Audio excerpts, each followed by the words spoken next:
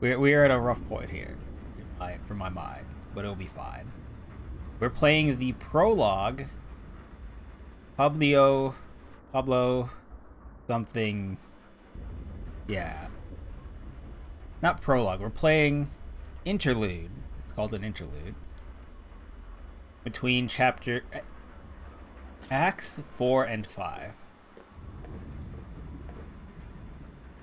Wait, isn't this dude?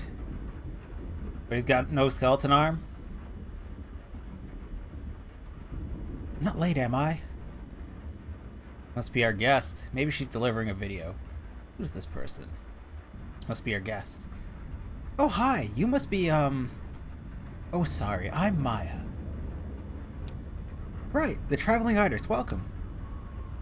I'm Emily. I work here. Great. Rita says you are the producer. Oh, did she? Yeah, I guess so. I do a little bit of everything. Ah, yes. I know the feeling. You weren't around earlier at the lunch thing? No, I don't live in town. I just come to work on the station. Oh shit, this is gonna be... Is this the, public access station? Who's... this public access station, I think, is named after something that shows up in the opening of this video, of this game. Like the, you know, when logos flash by. I think one of them is WETV. Really, that's quite a hike, isn't it? Oh, I know some shortcuts. Oh, okay.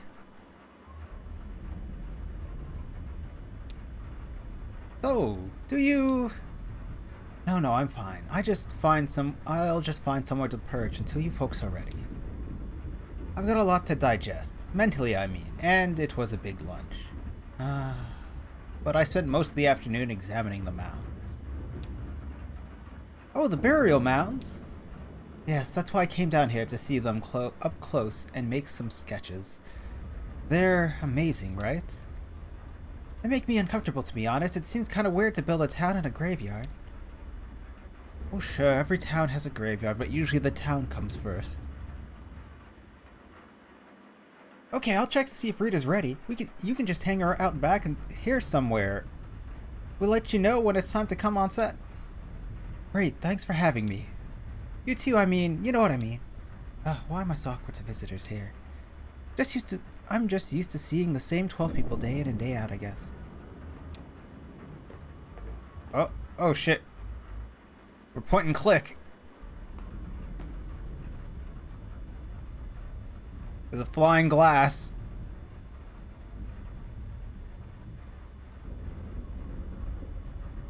At least the floor is staying dry. My left boot has a hole.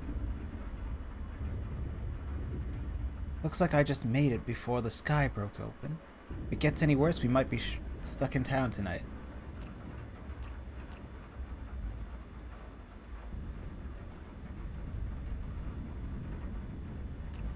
Looks like the ceiling's holding up, just the usual leaks. Oh shit, that cup on the ground was catching the drops from this thing? Alright. Oh, wait! This is the same person. This is the same Emily from the previous 2 interludes then, if Ben and Bob are here.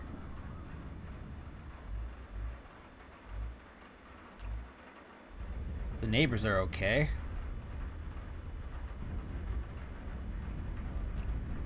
Ben and Bob are working on a project. We found that radio in the woods a week or two ago. I cleaned the circuits with rubbing alcohol and left it in the sun. Seemed like it was to work okay again. It seems like it was working okay again. So why are they taking it apart?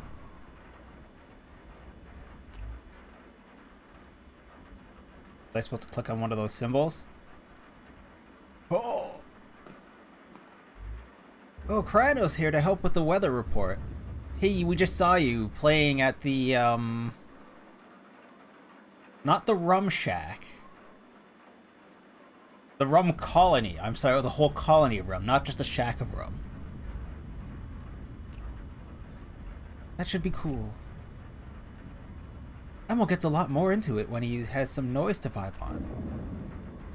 Elmo? Is this Elmo?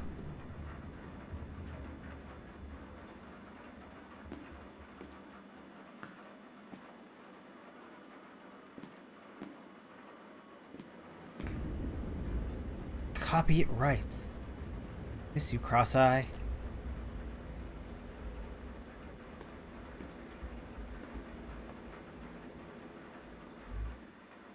WEVP.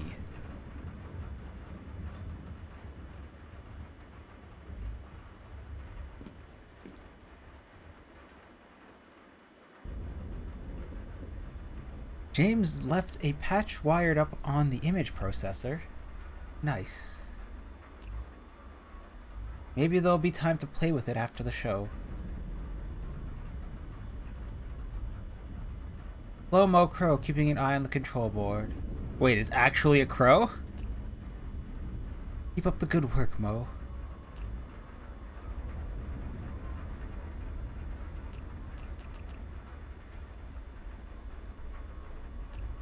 Video data bank. It used to be on the other side of the room, and the couch was in this corner.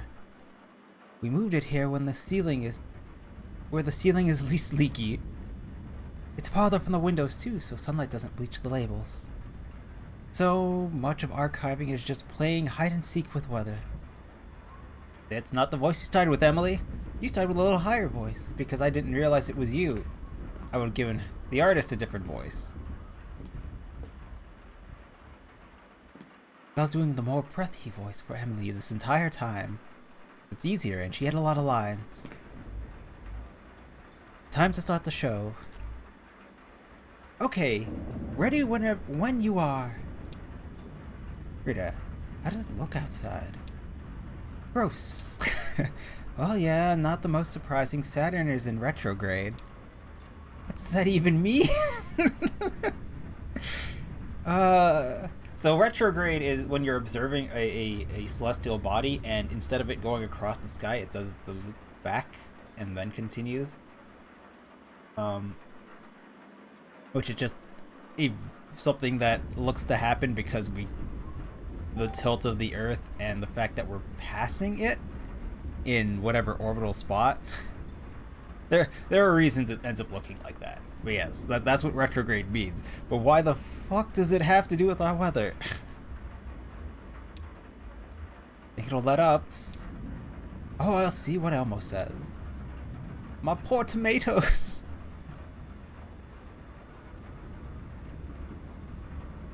Oh, it's a shame it was not potatoes. Potatoes, boil them, mash them, stick them in a stew. Okay, in 3, 2... Hi, this is Rita, your evening broadcast 8192. Why are we doing 8 times 124 again?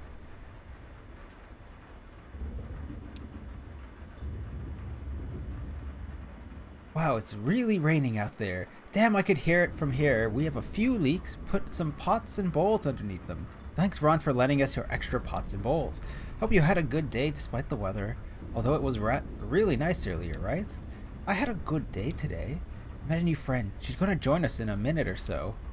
Maybe you saw her earlier around lunch, or if you didn't meet her, then you'll meet her in a minute. Or if you met her already but you still want to hang out, I'm sure there's plenty that we can talk about. Wow, so this is 8192. Is that right, Emily?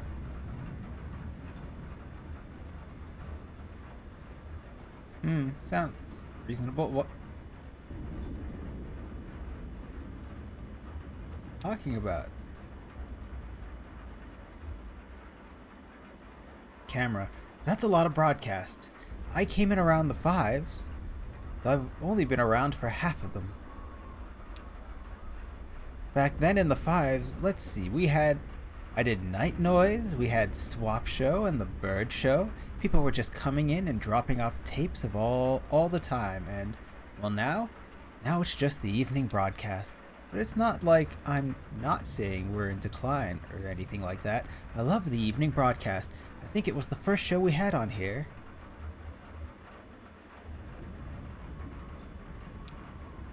It was the first community show, yeah. Those hypnotic, fuzzy old tapes about safe wiring. Those empty, humming shots of trees and glowing-eyed animals. That nasty paranoid propaganda. Before that, it was just security footage from the woods. Oh, yes. That's the spine of the station. Or was it the heart? Or the skin? What part of WEVP body do you think it is? Why don't you come on by and tell us about it? We're going to be here for another 30 minutes or so. Or if you don't want to brave the storm, you can always give us a call at the same number as always. 270 216 5556. So we're going to start with a tape. This is an old one. It's one of mine, but maybe you haven't seen it yet. Or if you've seen it, it's been a while, so maybe you've forgotten. Whispering, shit. What? Ask me to queue up her tape. Un plible de nada. Where is it? Don't know. Probably still shelved. I'll find it. Brown Solly Miles. Hey, thank you. Tape is on a shelf back here. There's something at the back. DABA? VDB.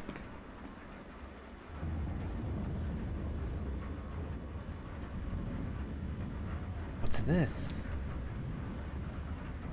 Emily pulls out an unlabeled tape to herself. Impossible to say, not much of a tape there, though. Old bumpers. Louder for others' benefit. Someone should come in here and label all these. Put this all in chronological order, though. I guess it's hard to remember sometimes the order of things. The order of things. Yes, indeed. It is hard to remember the order of things. Sometimes you gotta go deal with the changeling. And some of those tapes were made at the same time or started one video and then started another in the middle, then came back later. Time is out of joint. It's like sweeping a beach. Yes, it is. Wait a minute.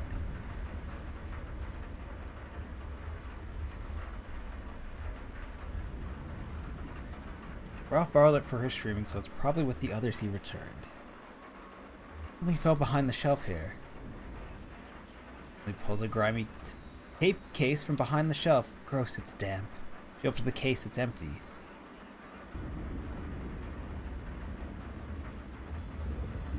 Ralph borrowed it for a screening. It's probably with the others. Here.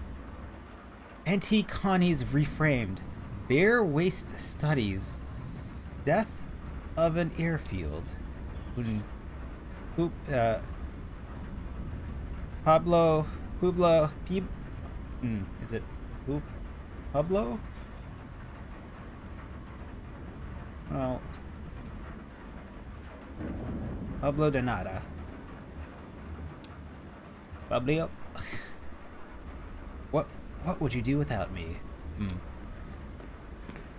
So they work at the station where Weaver previously, not work at, but they volunteer at the station the same place that Weaver did. Weaver used to organize the tapes.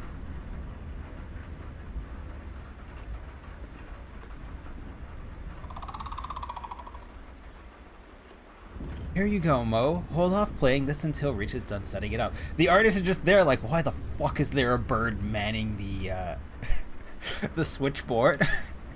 Thanks, babe. Like, not even a chair, so it's not even pretending to be like, this is just a person that, you know, she sees as a crow. Why is there a...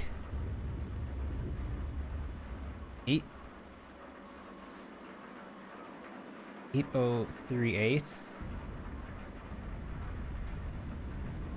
Circuit is weird. Oh no, that's not a processor I'm aware of, actually. I don't know what it is. I don't know what this is a diagram for, actually.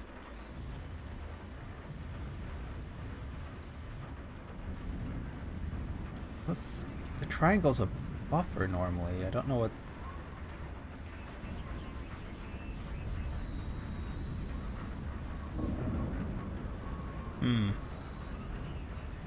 Oh.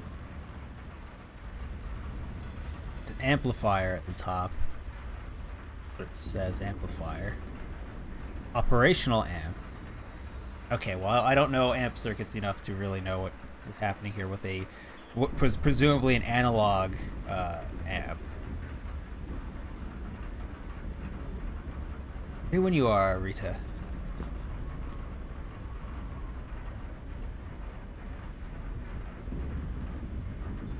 Some people that lived here a long time ago, before the company town, before the airstrip, like over 100 years ago. Okay, so I hope you enjoy it. Emily, you ready, Emily?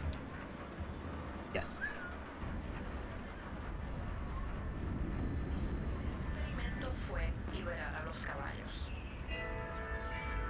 From my, I think, to the dock.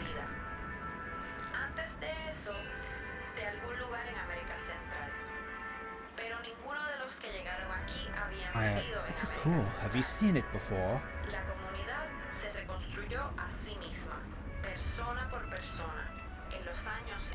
Honestly, it makes me kind of sleepy. I know what you mean. I used to date a filmmaker. He worked in a similar style. Slideshow gothic. They're just shapes.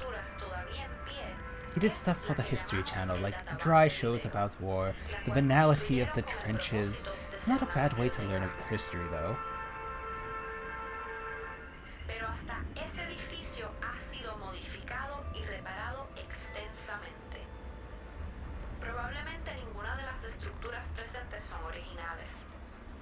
Kitty!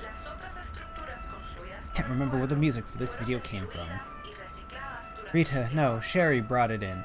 She found a crate of old tape reels in the hangar.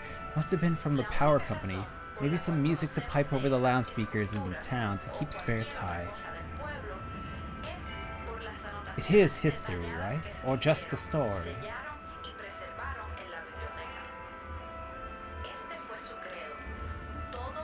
Seems kind of sad now.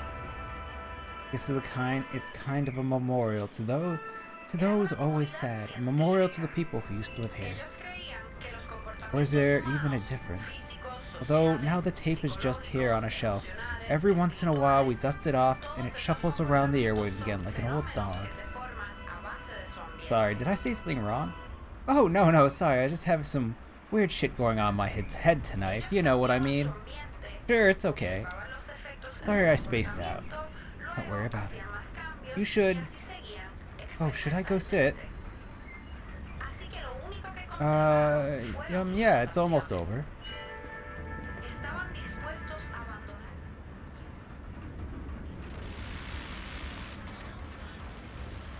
Why are you two messing with this in the middle of a broadcast?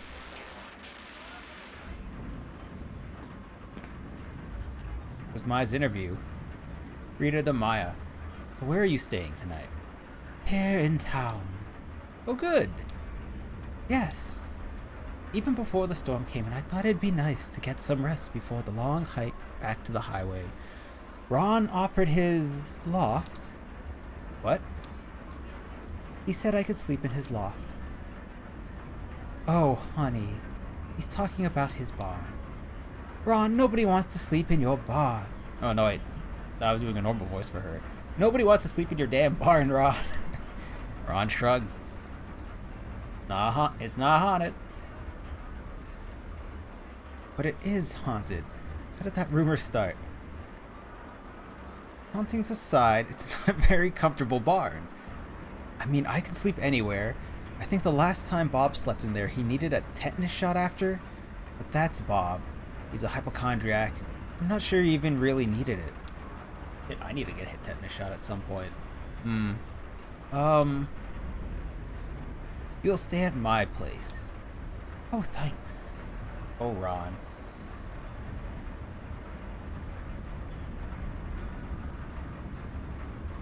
That storm coming, I should probably find somewhere to sleep out here tonight.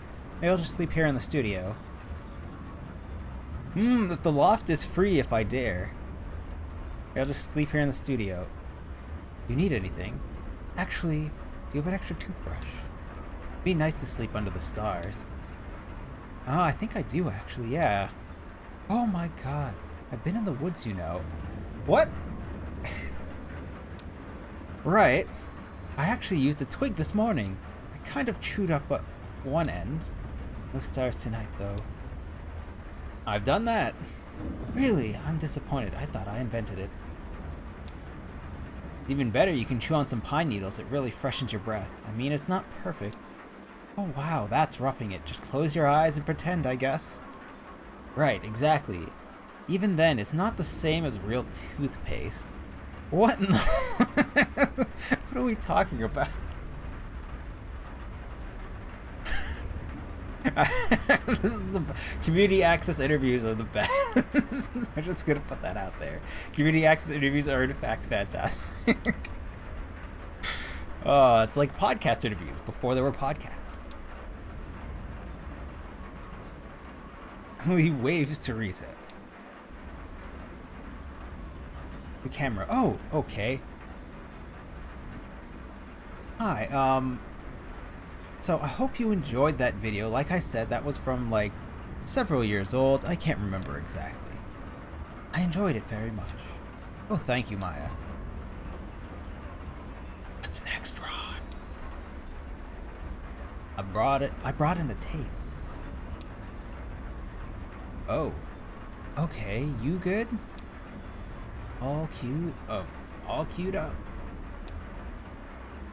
I'm gonna check on the boys. Oh, jeez. Mine isn't getting wet. Barry just repainted it. Okay. We got our crow is on the control panel.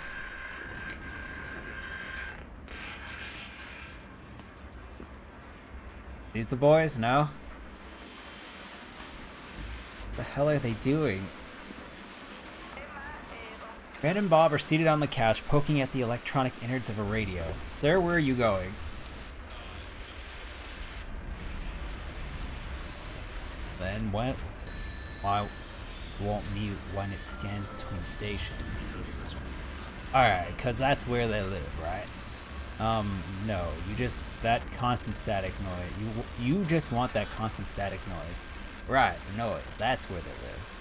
They don't live anywhere, dude, they're ghosts. Shit, the ghosts are in the radio waves and on the internet. It's happening again. It's fucking... Signal? No. Yeah, Signal. No. Frequencies when he talks... Damn it, I've done this so many times. Frequencies when he lives... When Buddy's talking to his father in the past. Trying to get him to not die. I think Signals... No, I think Signals is aliens. No, that's signs.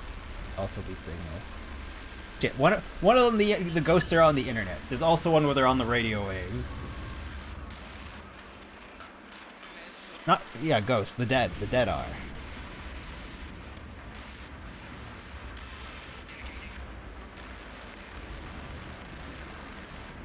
You sure why both of these tablets have turned off? Okay, why does it matter where you tune the radio? It's like the soil in your garden. You need rich soil, right? Mashed up, rotted leaves and stuff like compost. Oh hey, Emily. How's the show? Ben has something stuck in his beard. What are they doing? What are you doing to that poor old radio? Working on a new ghost box.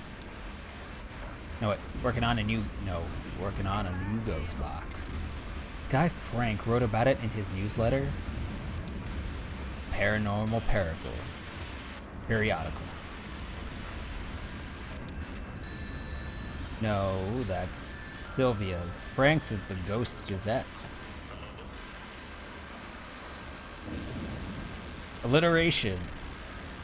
I mean, I like alliteration, but does every title need to be all alliteration?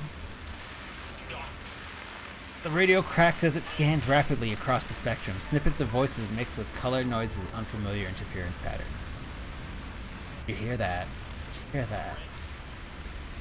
Definitely a voice from beyond the grave. Sounded like, I clearly heard Dogwood. I clearly heard Dogwood there. Yeah, it kind of sounded more like Frogwood to me. What the hell is Frogwood. Man, I don't tell ghosts what to say. Hear that, Emily? Must have been Dogwood. Dogwood, of course. Dogwood, of course. I guess it doesn't matter. The ghost voices don't really come out until you play back the recording later. They only exist in recordings, like a copy without an original. A mirror reflecting something that isn't in the room. Like a vampire. Wait, that's backwards. A vampire has no reflection. Yeah, vampires are pretty mundane. By comparison, they're just a mashup of some creepy things we already knew about. Cannibalism, hypnotism, mist, bats. Yeah, I see bats every night. Bats aren't weird at all. Ghosts, though, we need a whole new framework to think about ghosts. So ghosts can speak and we can't hear it, but the tape recorder can hear it? Is that all? Is that right? I know. Sometimes I think it... No, wait. Sometimes I think it's more the recording itself is a ghost. Like, that's what ghosts are, recordings of events that didn't happen, and something keeps leaving new marks even after it's gone. False memories. Okay. Empty in the rain. I wonder if it's true in cities too, if rain makes it all look empty.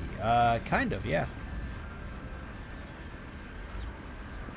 I'm trying to remember what's a big city I've been in when it rained. Oh, Chicago. Downpour in Western Avenue. We took shelter in a gas station. Does it look empty because everyone stays inside? Yes. No, there's something uncanny about it. A town... Okay, so in a thunderstorm, so we're talking about a real downpour, the reason it looks so empty is because you can't actually see that far. So everything is grayed out because you're looking through it. It's like a reanimated corpse. Ugh, more leaks. This is not sustainable.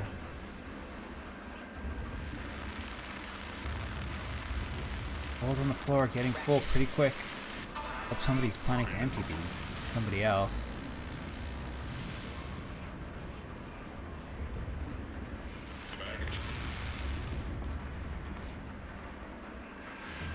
Crow, how you doing? James has been working on this circuit diagram for a while. The diagram has been up on the chalkboard for at least a couple months. It's a schematic for some essential components in the image processor. Nobody understands it but James. Graphics.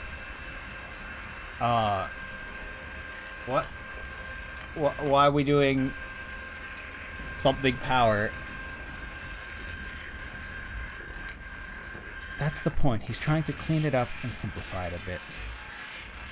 We publish the simplified diagram and everyone can build an image processor. Meanwhile, it's like hieroglyphics in here. Schematic seems to get more eerie the longer James is away. He understands it, but keeps it tethered to the realm of humans. Otherwise, it might as well be lichen.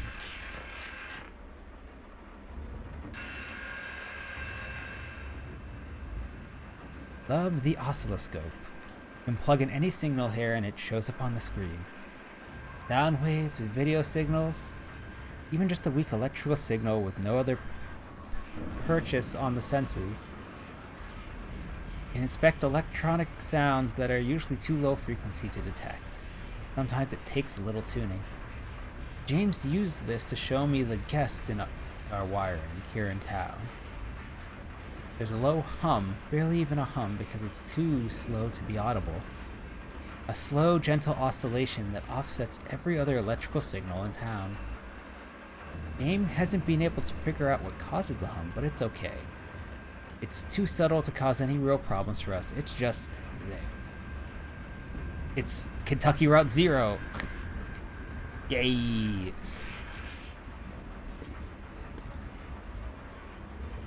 Ron's big moment. What you doing, Ron?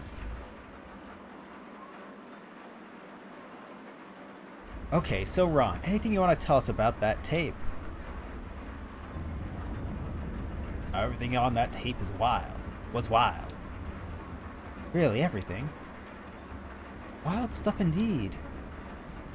Even the horses. Everything on that tape was wild.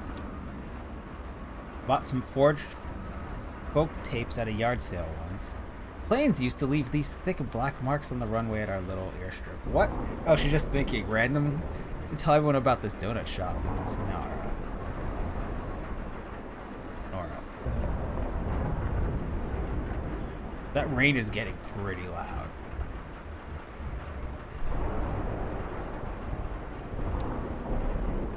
I guess it was from coming in so fast on such a short runway, or maybe cheap tires. I don't really know.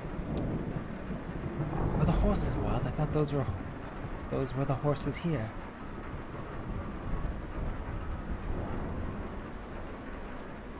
Oh, the neighbors.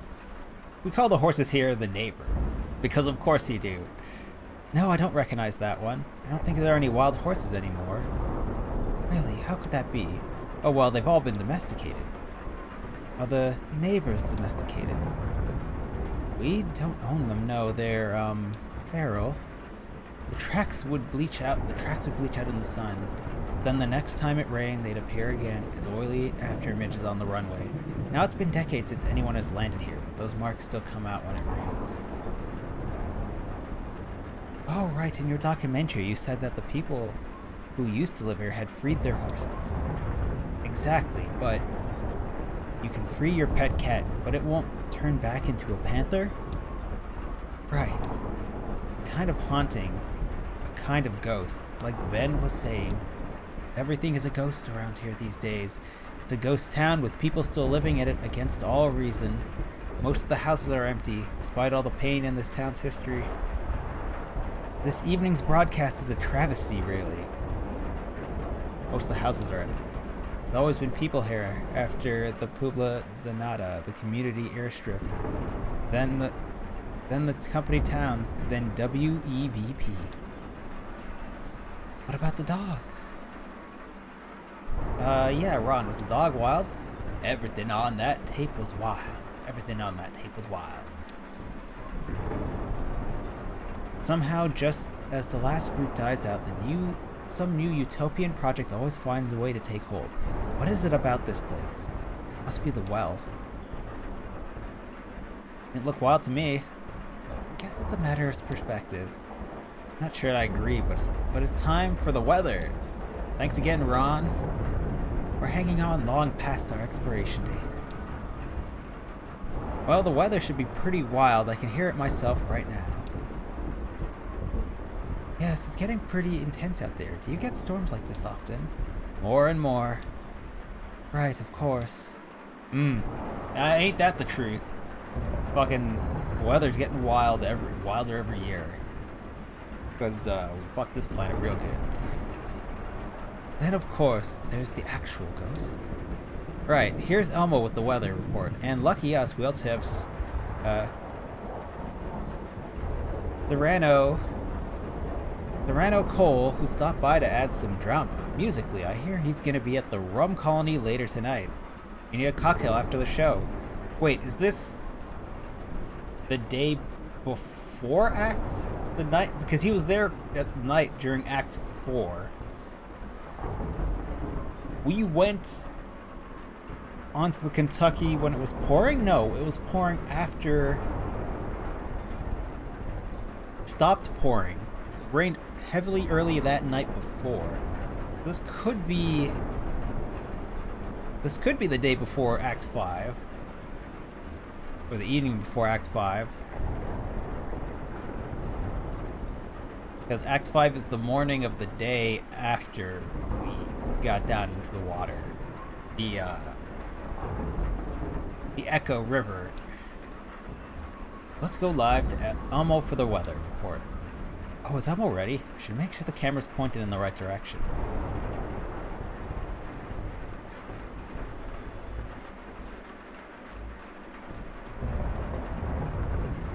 Oh good, standing water on the floor is a hole in my boot. My socks are getting wet. I love to have wet socks.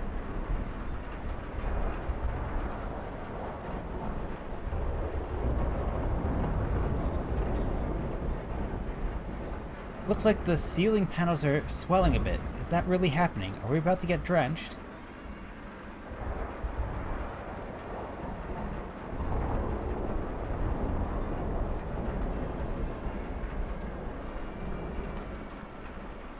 You gotta poke some holes so they can drain. Duh.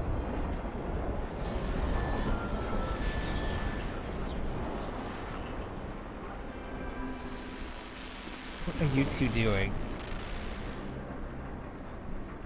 Elmo and Serrano are really killing this weather report. Emily whispering, hey.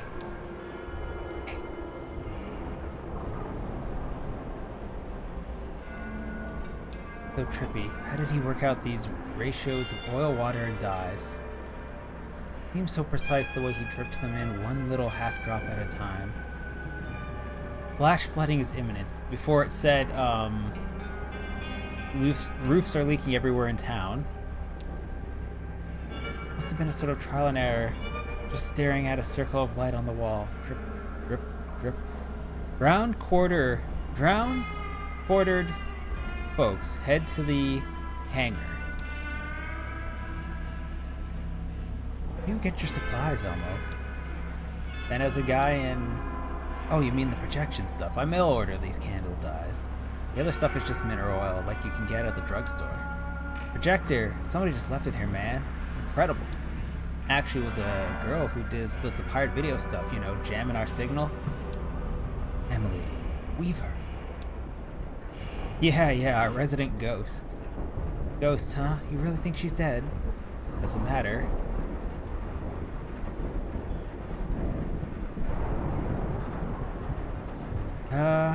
Maybe not. Maybe she was a ghost when she was alive. She certainly seems to still be alive and haunting us. So right, a ghost is just an absent person, whether they're dead or not. That's what I think. Oh, that's what I think. Think she'll get us tonight? It's about time, right? Right, we're about to... Saturn's in retrograde, dog. No. My hair.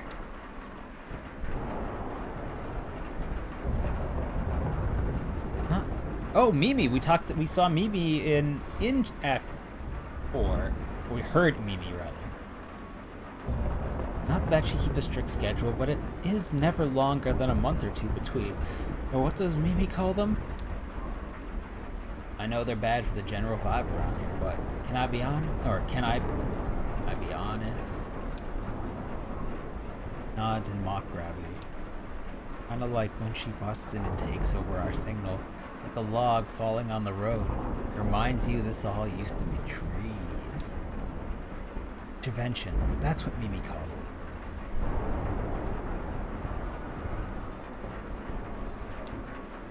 Her performances were cool, though. I never saw her perform. I heard about it, though. Oh yeah, I saw her a few times. I was into it. First time she jammed our signal and showed up in our broadcast, I didn't know who she was. She'd already disappeared when I came in and took over her old job. Did lectures, right? Yeah, you could say that. I thought of them as storytelling sessions. Talked for hours and shuffled through slide after slide of shapes and numbers and weird constellations. Who knows what any of it meant? Everyone was so excited and confused and scared, a little on the defense. They still are. This was her projector. Right, I don't know where she got it, though. It still works really well. I got a spare bulb at a resale shop, but I haven't had to use it yet. Strange, I never think of what she's doing as hostile, really. Sounds like Elmo has the same impression. What happened to the rest of her stuff? Bet her slides are still in the studio, maybe with the posters. Sherry had all of Weaver's old notebooks. Know that. She keeps them in her archive. You know, the big blue filing cabinet. The daisies. With the daisies painted on? Yeah. Anyways. Really hard part to find these two pieces of glass. They have to be paired very precisely. I have to get these from the clock store over in Glasgow. That's where they come from, clock faces. Thanks for the tip, dude. Anytime, dude.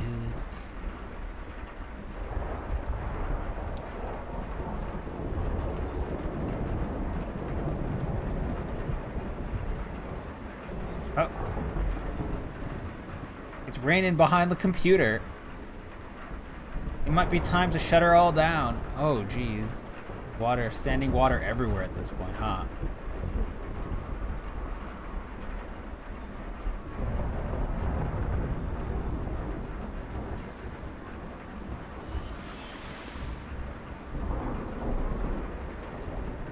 Whip.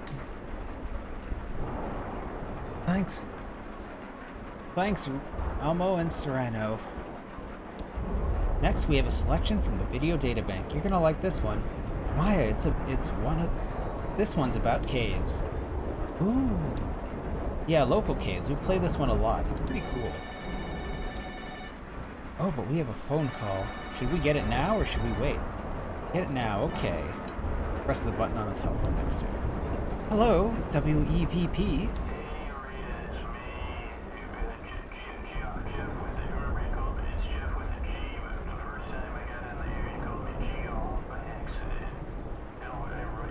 It's fucking voiced.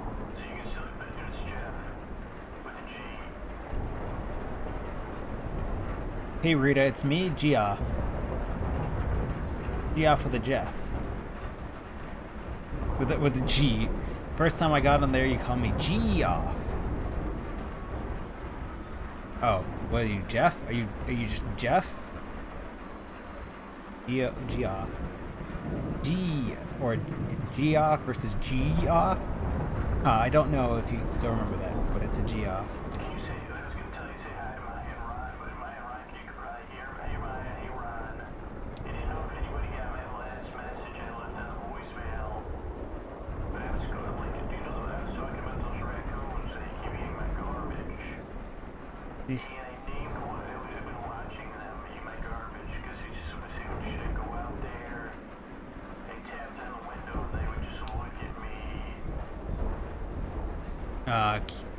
Can you say, I was gonna tell you to say hi to Maya and Ron, but Maya and Ron, you can probably hear me. Hey, Maya and Rod.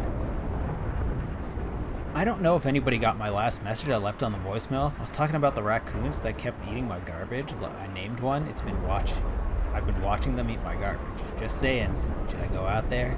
I tapped on the window and they would just look at me. Hope you all packed the lunch. Sounds like this one's gonna be a long one. Oh, that was Emily. Hope you all packed the lunch. Sounds like this is gonna be a long one. I said, maybe you remember there was a movie with the Circle of Life. I said, maybe this is the Circle of Life for my garbage.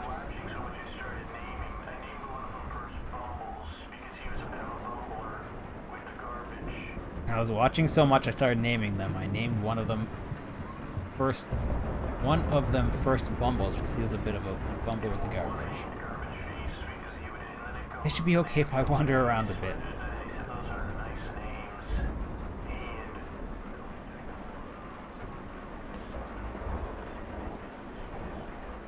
Are you gonna finally explain to me why you're like, hey babe, to this bird? Hey babe.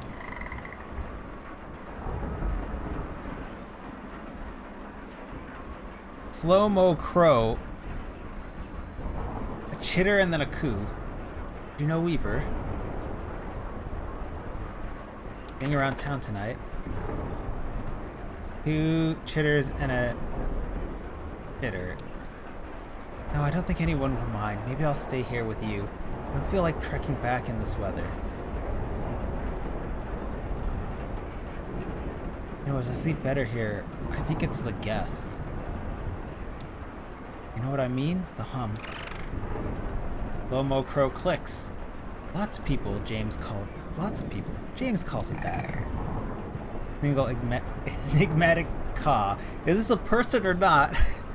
Who she simply, we're being visualized as a crow, or visualizing it as a crow. I don't remember. He was showing me the oscilloscope, how that weird hum creeps into every other electrical signal in town. It's beautiful.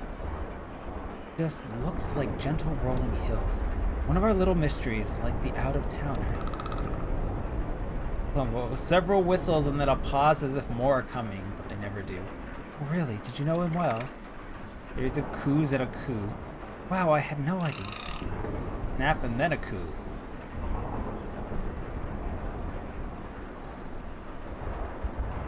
It was terrible. What happened to him? Single playful click. Right, justice. Someday. What a waste. Sad.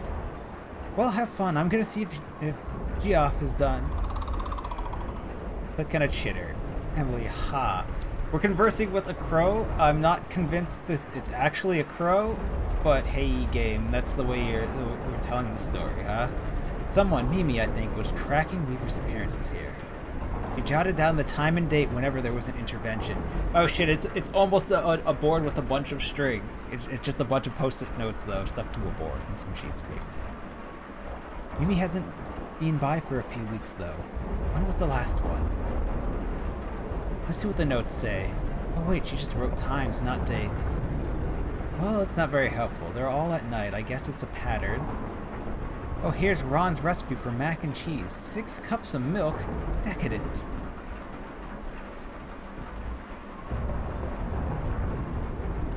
No leak back here just yet. Tapes are safe for the moment. Bad feeling the situation won't last. Soon I'll be scrounging for a tarp to protect the video data bank.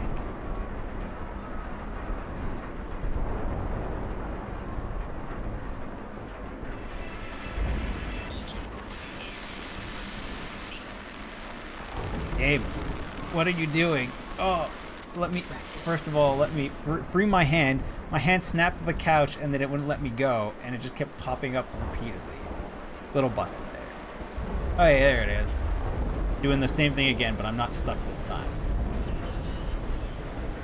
The couch is getting a little damp, but Ben and Bob don't seem to mind. Probably too wrapped up in their project. Bob had some theories about Weaver's broadcasts. He was considering how she might be tapping into our wires here in town. Built a model like a proof of concept. This big metal box you could wire up and use to take over our signal. It actually worked. But the thing needed too much power to run. Even a car battery can only keep it going for a few seconds. Even a car battery can only keep it going for a few seconds. So if it was on mains, it would be pretty D's then. Anything you could power with a car battery, if you hook it up to mains, is a lot of power you can give to it. Like, Weaver's broadcast just loops and loops, sometimes for hours. Consolidated Power doesn't pay any attention to this town anymore, but they still have us on strict energy budget. No way she's plugged into the grid. Based off of what? Gotta be some shit that is like. I've seen their connections down below. It's a mess. They ain't tracking shit. My god, he's still going.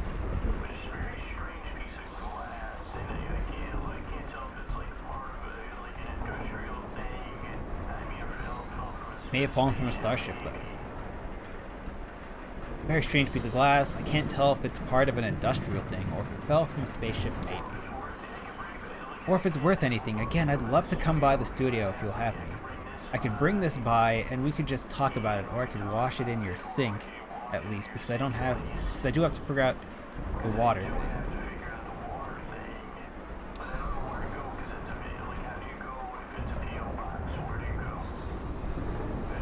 I don't know where to go.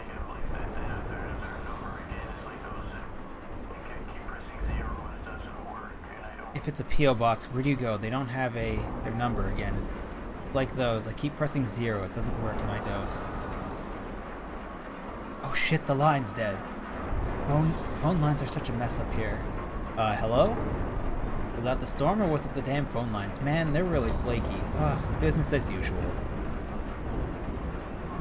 He has a really soothing voice. That's Geoff, he's a regular caller. He's asleep. Ron has fallen asleep in his chair. Oh, well, let him sleep. Okay, we'll play this tape. This is cave art. It's a classic around here. Excited. Looks like Mo's got this one all queued up. Way to go, Mo. Again, is Mo actually a bird?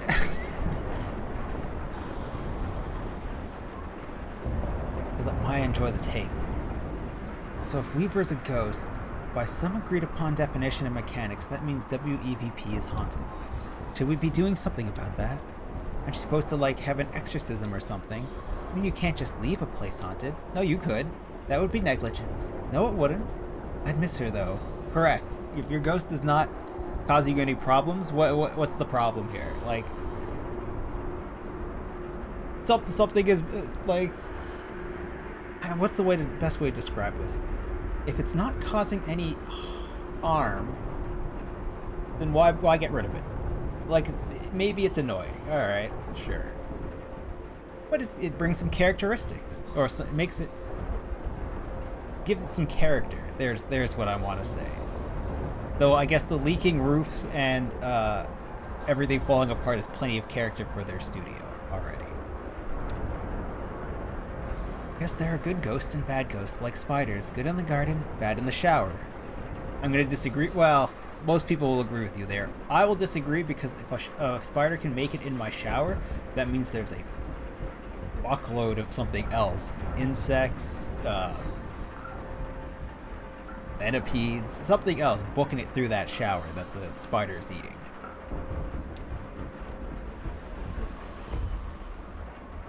Loud crash noise from outside wakes Ron up.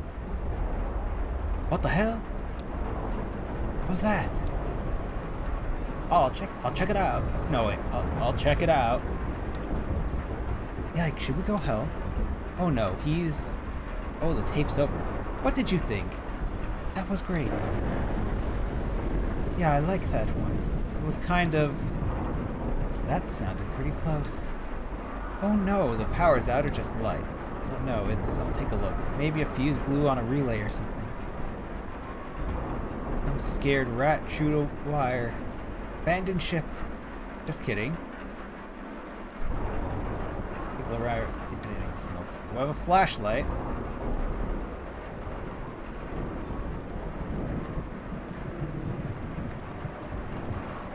Our little town must seem even more romantic if it survives the night. Now, if it survives the night. Okay.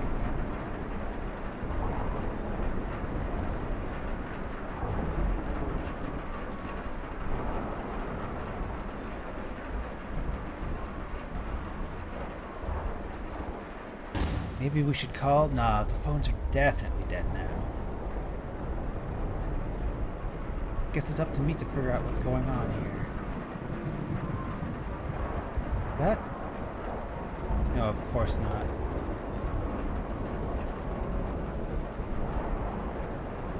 Lightning flashes in the dark make it look like a slideshow out there. Summer vacation in the ghost town. My summer vacation in the ghost town. They're still picking away at their project in the dark as the storm bears down on us. But what else is new? The whole town is just whistling along on its way to the grave.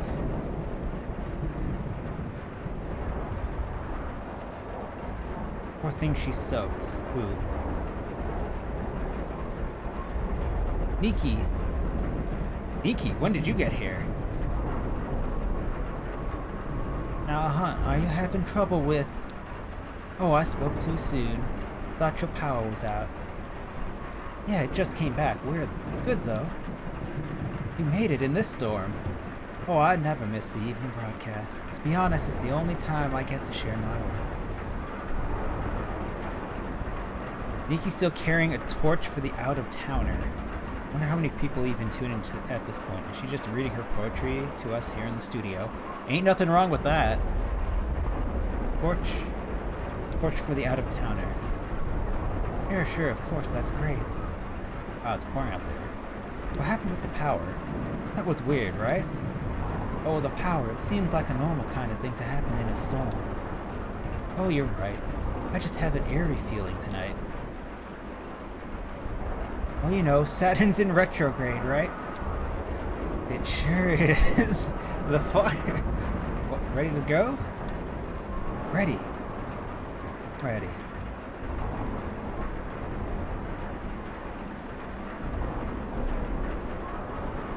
Ron didn't come back, did he? F's for Ron. Pretty sure whatever happened there, he's dead outside. The crow is still happy and alive.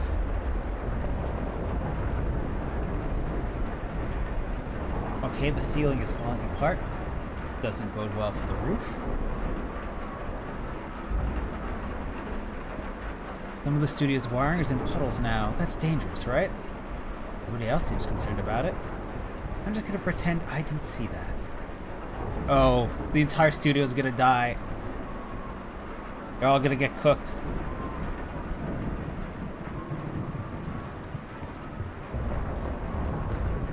First it was Ron, then it's everyone but Mo.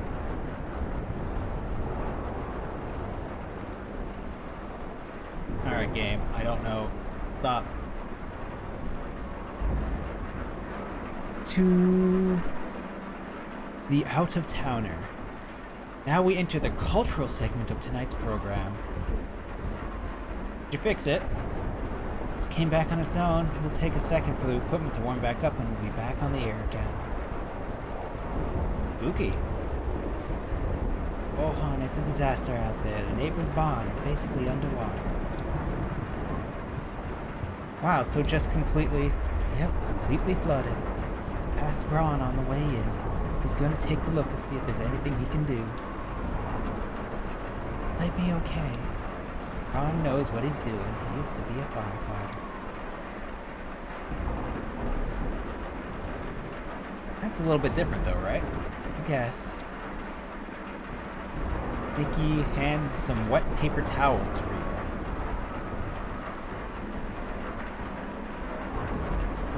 Nikki hands some wet paper towels to Rita, and Nikki says, "Oh, thanks." Nikki pulls a journal out of her jacket pocket. Brought my work. Oh, good. Nikki reads her poetry. It's a weekly feature of our broadcast. Oh, great. I look forward to hearing it. Yeah, I just hope we can keep going. We lost the power a little while before, right? Better get started then.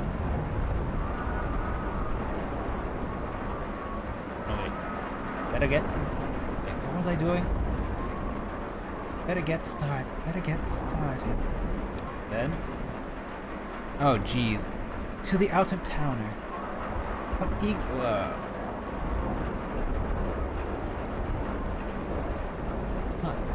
What eagle flew to your final resting bed? It was not men that brought you there to sleep.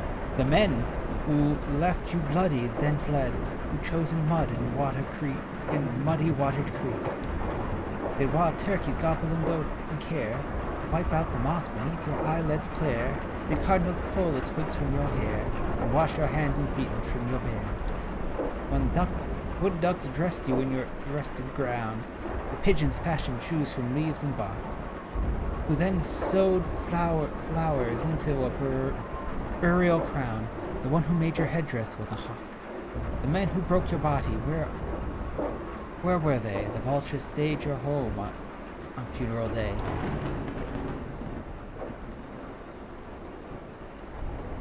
Emily, look at the monitor.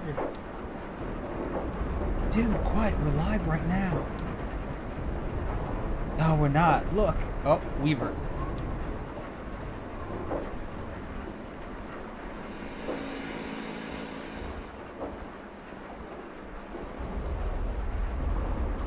Mo, you didn't tell me. You didn't tell me, Mo. It's not our broadcast. Damn, there she is. Elmo was right. Wrong. It's her, it's Weaver. Oh, really? Tonight? Sorry about this, Maya. What's going on? Local prankster. She jams our signal every once in a while, whenever the stars align. Prankster, not the word I would use. Damn, so what do you do about it? And until she's done. We've never been able to stop her from jamming us. We don't know how she does it. We should be back in a minute, though, don't worry. Do we get to watch it? Jeez, why is the audio just get slow? We're already at 4. No, we're just gonna leave it at 4. Oh, we're gonna watch it.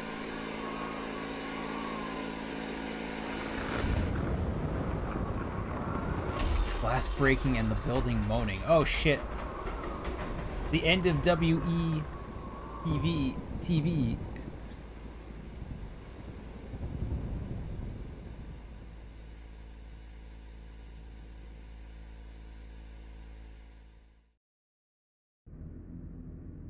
Yep. That's the end of that television station. Whether they lived or not, we don't know. It's on to Act 5. Oh.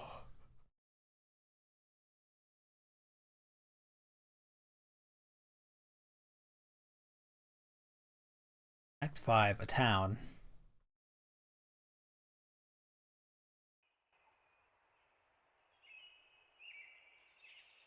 Oh, that's right. We're coming up at the station. That's our exit point. Or we're coming up with the antiques. So we're rolling into this flooded town. Is that a dead horse? Dead cow? That Ron is standing over right here? Ron sighs. The horse. That's a dead horse.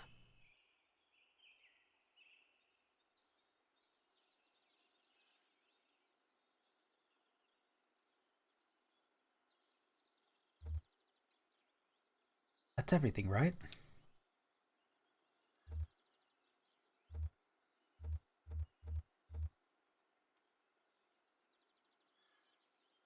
How did all of this fit in the truck? Bigger on the inside. The sun is shining. The birds are singing. Flowers are opening. The dew glistens the grass. I did not read any of Shannon's other lines, by the way. I just saw Clara had the option to start, you know... I mean, she's a musician. She starts, it's a little lyrical getting series of phrases.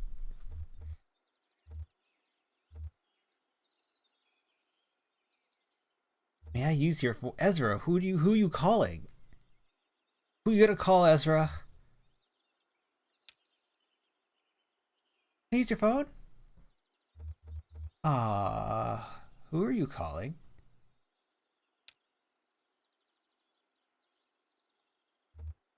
I was gonna call Julian.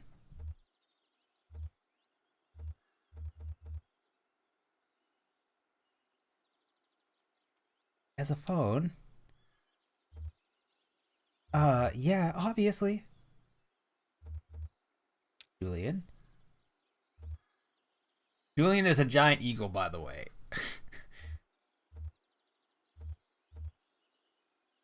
Long story.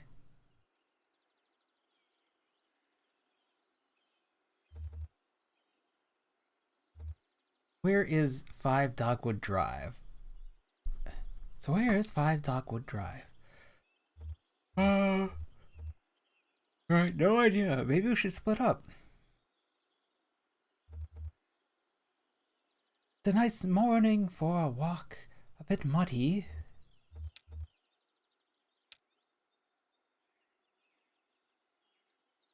This isn't the fat kitty. What happened to the fat kitty? The white kitty was the fat kitty. The black kitty was a skinny kitty. Oh, we're the cat. Well... not at all what I was expecting.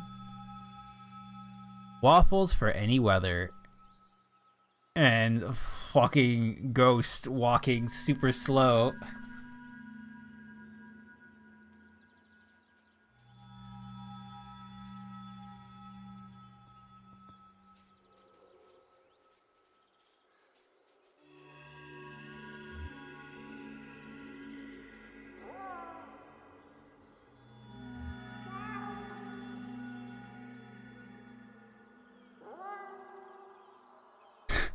So we can meow down the...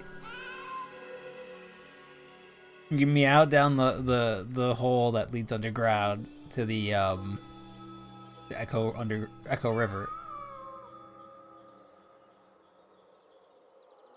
Alright. Seems to be that was all the yelling we could do. Stop. You're the kitty. Junebug and Johnny strained to hear the noises coming from the well.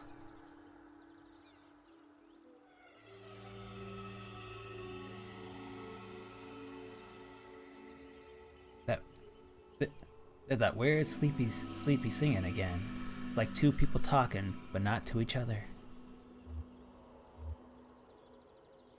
Sleepy sing again. It's kind of reverent, a choir maybe. Two songs overlapping, but the same singer in each group. Johnny shades his eyes at the 10. I think the truck's okay down there. Shades his eyes.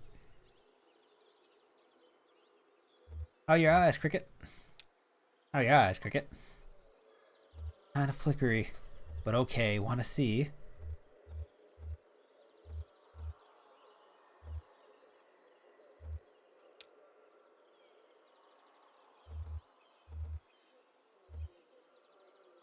Okay for now.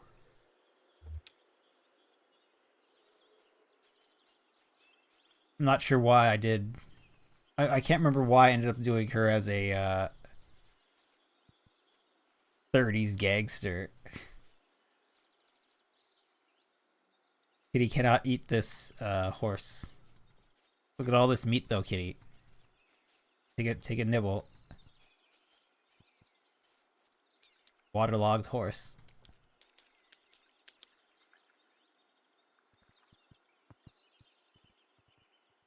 Hey, is that Rita? Hey.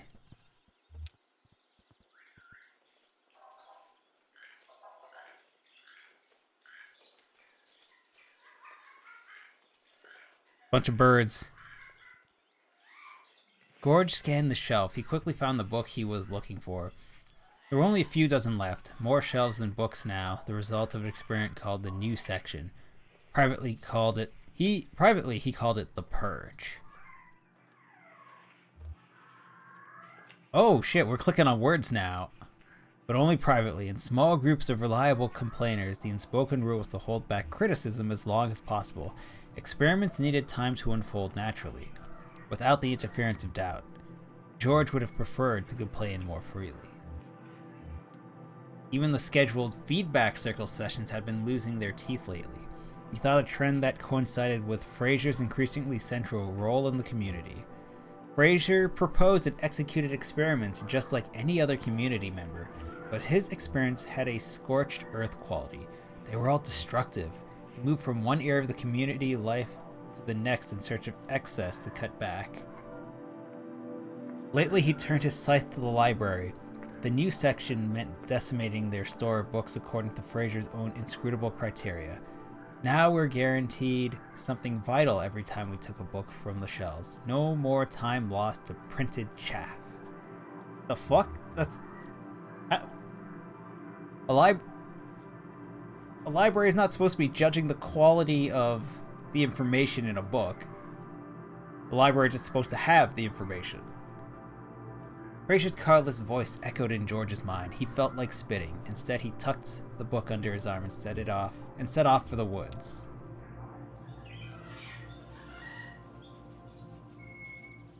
Hey! White Kitty's back.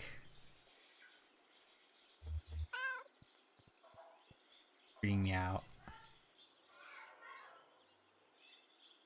Rita, oh hi Kitty. Where did you come from, huh? Follow a bird up here? These folks, the ones who built this thing, they chase birds too. Rig meow. Really, that's what they wrote. They followed some migration patterns and something. These folks, the ones who built this thing, they chase birds too. Really, that's what they wrote. They followed some migrating birds up here from Central America. Some were up to Florida, and then here. Skeptical meow. Well, that's what they wrote anyways. I guess it might have been a metaphor.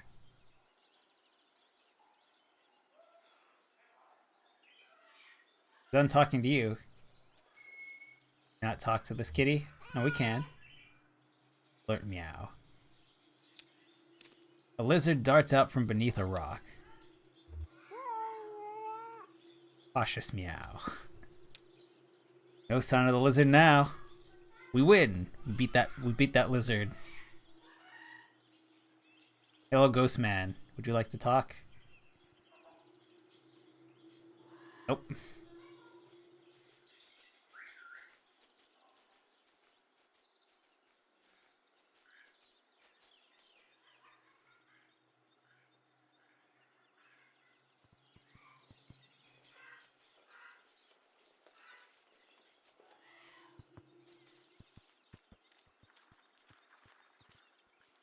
No, no, not the waffles for any weather. Are I caught a dragonfly? It is.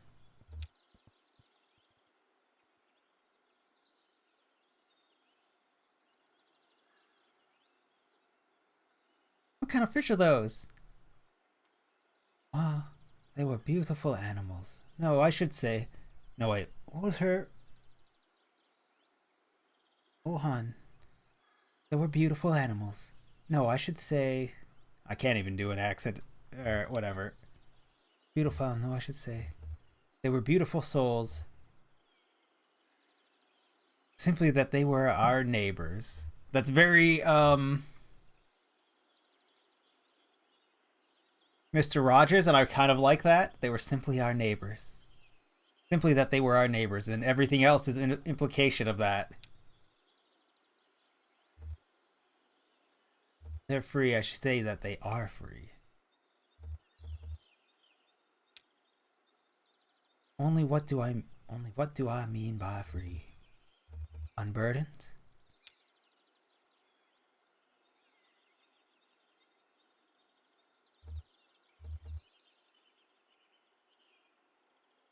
Oh, sorry, I didn't see you there. New to town. You picked a hell of a day. We're just dropping something off here.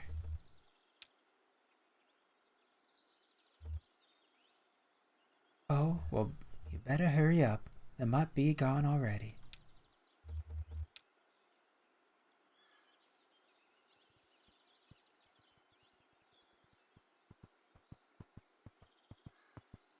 Oh, the people on the bench are gone.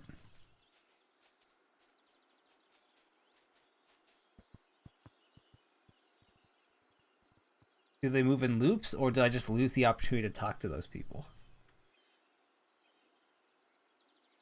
Anything out back there?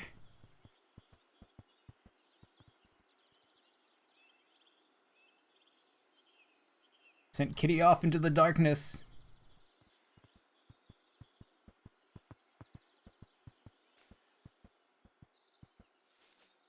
Oh, shit, they're back. Hi. Wait, Ezra? Are you everywhere? Are you talking to everyone?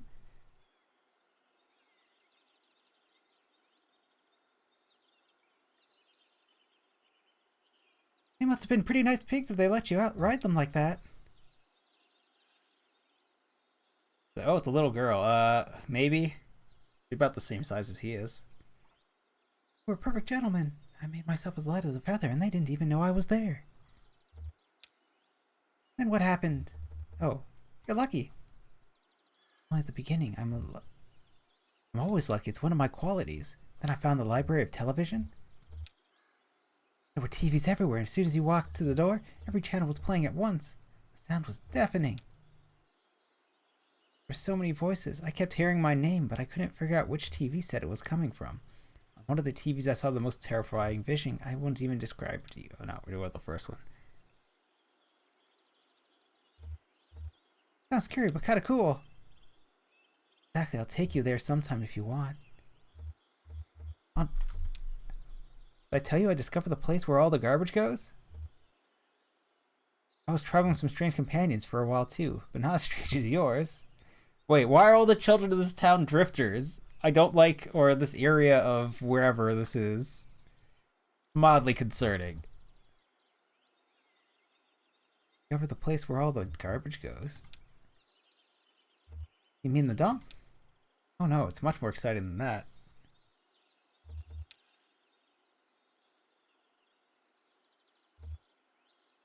What they do is take some water out of the ocean and replace it with garbage. There's a big fire at the center of the earth. It's been burning basically forever. The fire grows bigger and bigger as we pile on more garbage. Someday it'll burn out of control and all that will be lost. The fire has been tamed by ancient dinosaurs. They burned themselves so many times there's nothing left but oily bones. And that's how we got petrol? Petroleum? The dinosaurs maintaining the fire at the center of the earth. Makes sense to me. I get to ride in a big truck and a tugboat. And with an old dog and some musicians. And we both had quite the adventure. Wow, I'm jealous, but I won't let it ruin our friendship. We should stick together. I agree completely. It's a nice idea, but you should stay with your friends. I think they still need your help. Okay. I mean, the kid is gets carried around by giants. Kitty doesn't mind water, apparently. Yeah, the kid hangs out with a giant eagle, so I guess he could teleport wherever he wants. Pseudo teleport. Is the border of the level? Yes. Oh, creepy, slow-moving man. Go any farther that way. Take a bite of horse? Free horse?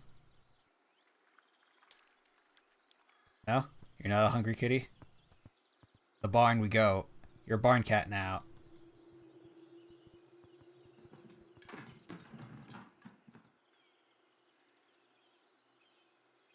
Something happened and we're zooming in on the barn. We go up into the loft? No?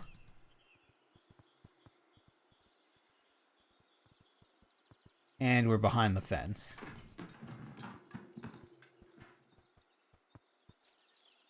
Okay.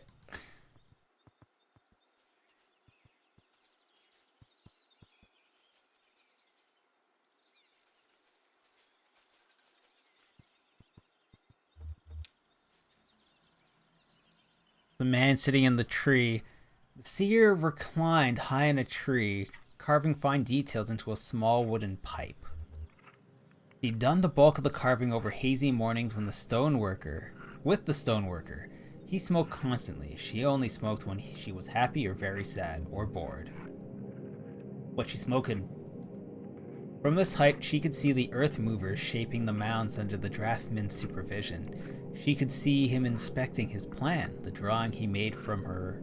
This is a great day for the Empire. He'd made from her game, the map. You who have brought us glory, whose deeds of valor will live on in song and story. Hey Cogswell, thanks for the raid.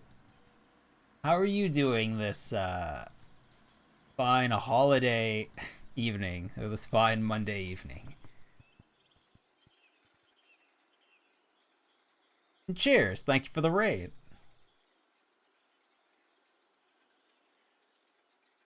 Welcome raiders. Cheers. In fact, what were you up to? I think I saw you got the van stuck in the river.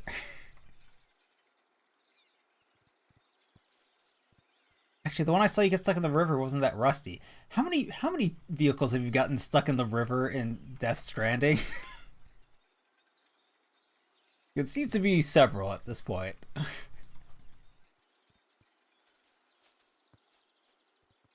Can we meow at these two?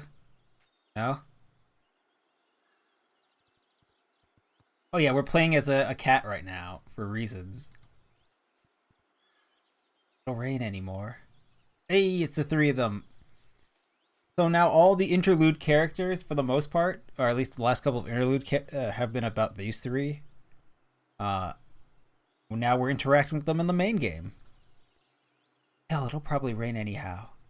Just our luck. Assertive meow. Oh, really? Confident meow. He thinks it's going to rain again tomorrow. Nah. I don't know, man. Animals have a sense for the weather. So wait. We're saying that she can... She spent the entire interlude talking to a crow like it was a person? and the crow was in charge of the switching between tapes and live for their TV broadcast, as well as putting tapes into the tape player in some cases. So I'm not sure if the crow was actually a bird, or just her observing a man as if he was a bird, though there was no chair.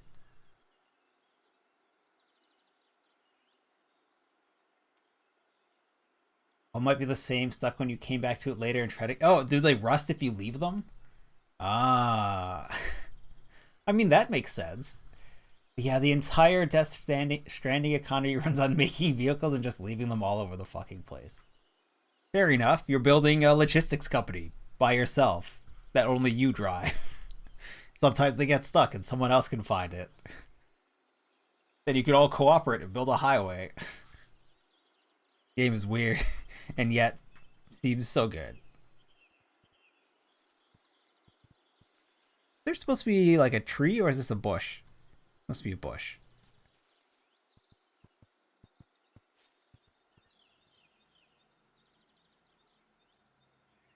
Game.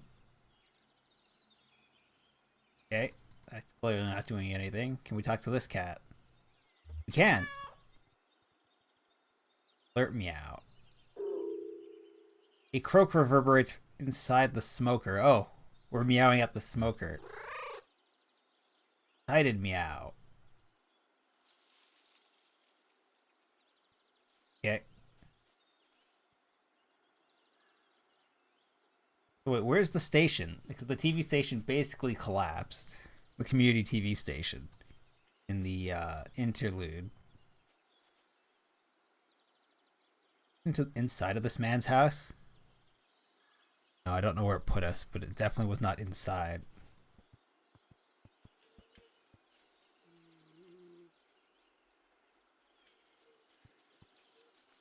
Alright, to this dome.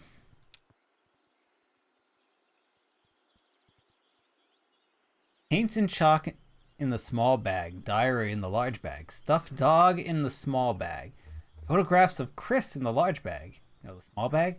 Sandra couldn't decide. Should she keep the photo of her husband, or should Alex keep the photo of his father? She dreaded the separation from her son. Fraser insisted it was just to help Alex develop independence and community ethics, but she'd seen the same thing happen to Isabel after criticizing Fraser's new flood control plan. Obviously a punishment. She set everything down, closed her eyes, massaged her temples, and wondered, not for the first time, how Fraser had consolidated so much invisible power so quickly. How had he done it? Had he in fact done anything at all to claim this incredible lattice of influence, or had they simply blindly given it to him?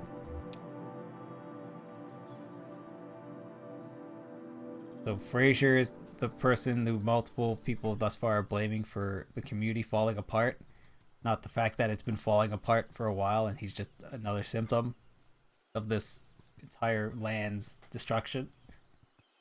Oh, yeah. Well, how's everyone doing this Friday? This Monday, everyone wished it was Friday.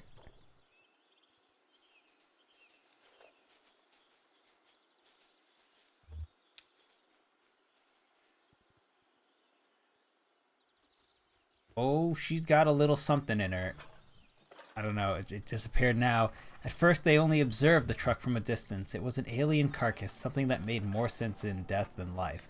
The company had dropped it off in the middle of the day when everyone was at the plant. They let it sit overnight, alone and strange. Nikki thought it was ridiculous, but Ron approved. To Elmo, the truck was simply beautiful.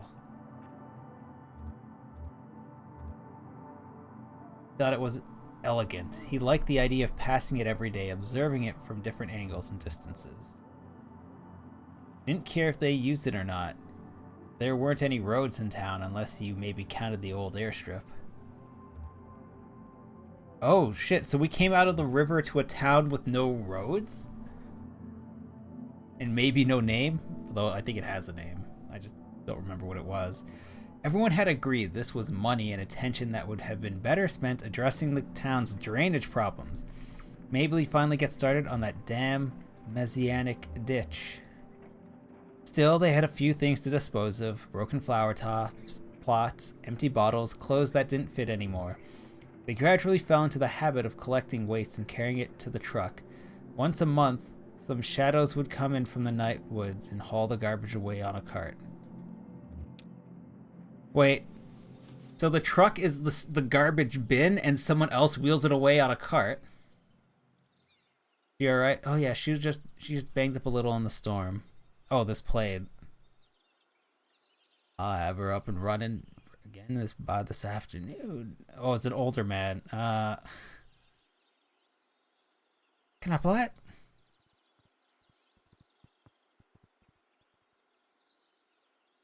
How's your upper body strength? It's good, real good. Girl is operated by pulleys. I mean, 100% mechanical. Well, except for the throttle. I can do that.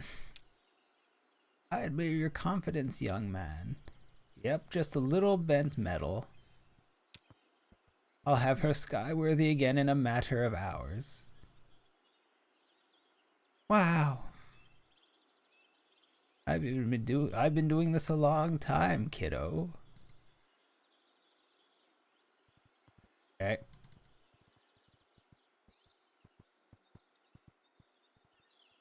Oh, there's the TV set. Yeah, it got torn apart. There's the bird.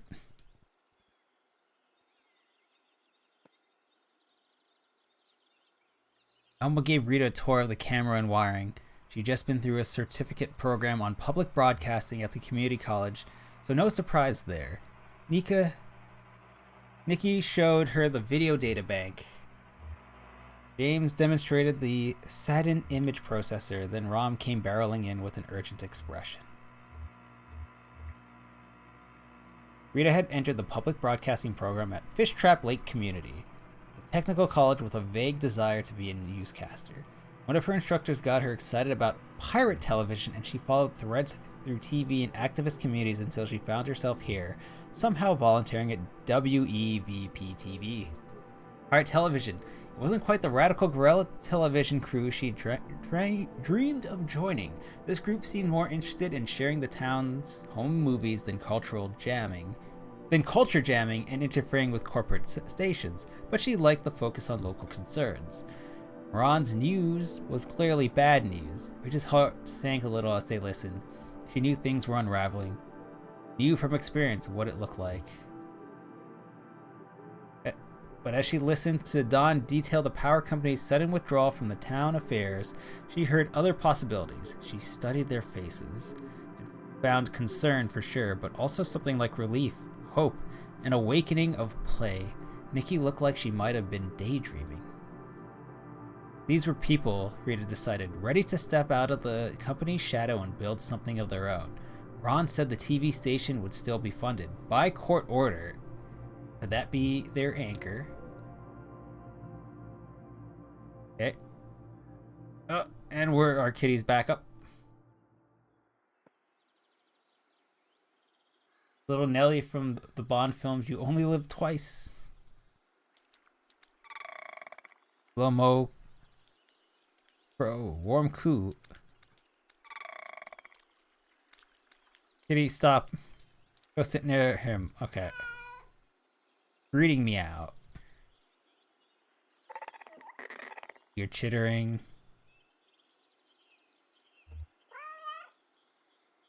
Affirmative meow. We're having a conversation. So the bird is in fact a bird. An agreeable caw. Only meow. Or just... Or coo. Negative meow. Chittering dismissively. Inquisitive meow. Confused coo. Doubtful meow. Well, they're having a good conversation, I'm sure. Soft chitters. Curious meow. Inquisitive caw. Confident meow. Hurt chitters. Oh, that's the end of our conversation, it looks like.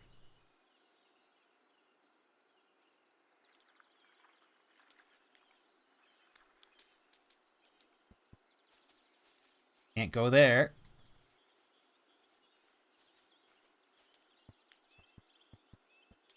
Here for this high quality cat animation though. If only we could zoom in and see this kitty. Who sometimes gallops.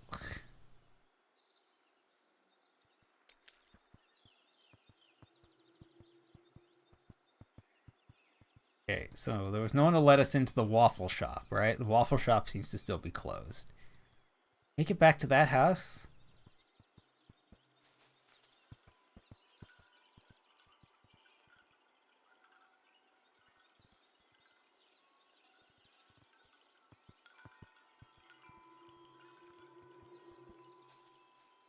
Church? No? You don't go want to go up the stairs, kitty?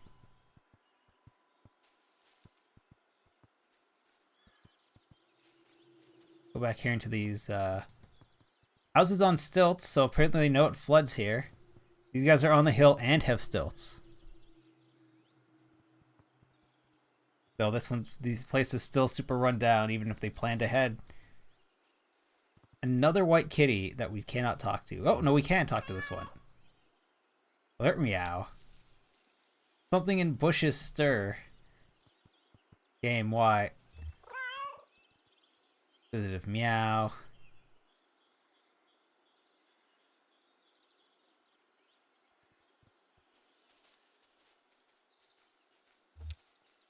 Whoops. Guess we're going into this bush. 6 or 7 men stood in the sun about a dozen yards from the ditch, and he could hear them laughing.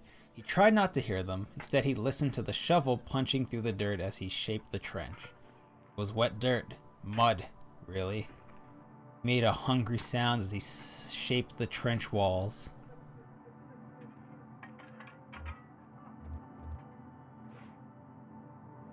Glare from the noon sun made his sinuses tingle. The trench was a foot wide now, but by the time he was done, he expected it to be twice that, and run most of the way from the middle of town over to where it could drain off into the creek. The laughter quieted into greedy chuckles, and he could feel the men approaching.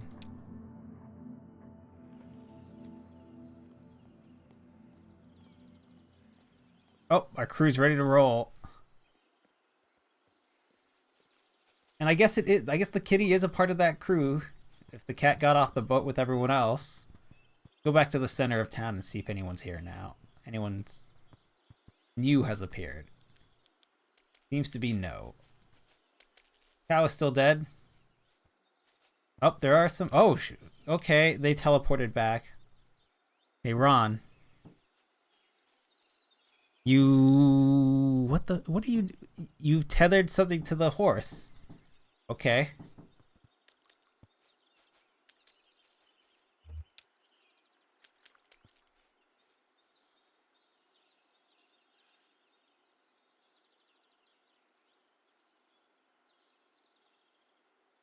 And now you'll return to Chicago?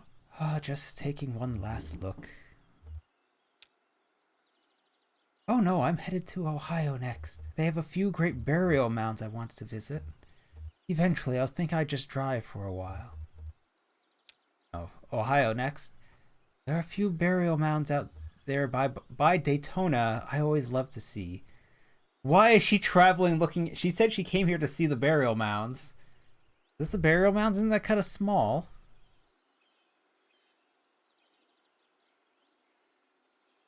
This is kind of a research trip for me. I'm an artist. I make stuff like this. Like burial mounds? Cogswell, Stray is coming out soon. For cats that are games that you play as a cat. Stray. At least it's supposed to be this year. Strays where you're wandering in like a cyberpunk city as a cat.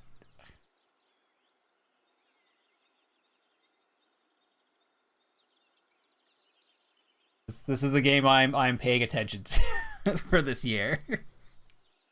Because who doesn't want to have a large open world game where you play as a cat? I know, I wish it had a quarter listed. When it just has a year, it makes me think it's gonna slip. Or in the case of Quest for Souls, there's a game that on my Steam wish list that was supposed to release in like 2015 or something and just never came out. The Night Dive remake of System Shock was supposed to be last year too. Oh, yeah. Well, it'll be out some point, I'm sure. The research trip line here throws me off because she makes things like this. Where do you exhibit it? With what materials? Well, you know, dirt. Really big ones. I like to build a frame out of wood and then basically bury it. Beautiful, right? This big mound. Shannon, why did they build this big dirt spiral? Most of these ancient earthworks are thought to be burial mounds, but this one definitely isn't. To be honest, I don't know what it's for.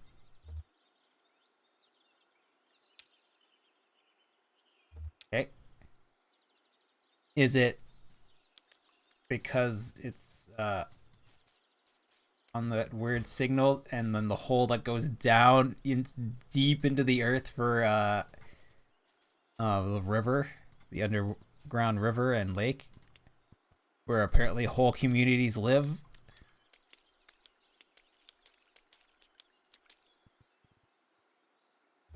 Alright, let's roll.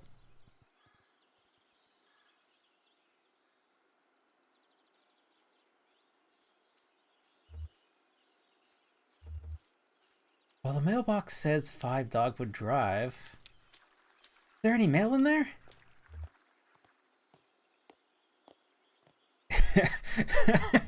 Clara, is there a doormat? Sometimes a key is under a doormat. What am I saying? Strange to say, I feel like I've been here before. Anyone else?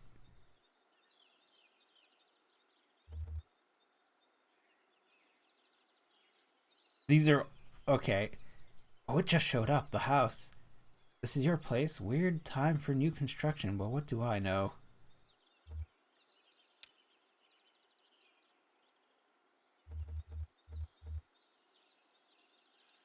This house is new. Sometime last night, I think. I never noticed it before. So wait, the town basically got destroyed by a flood. Or there's some weird stuff happening, and this this bare structure that could become a house has shown up in the middle of the storm, and no one's just like, huh, that's weird.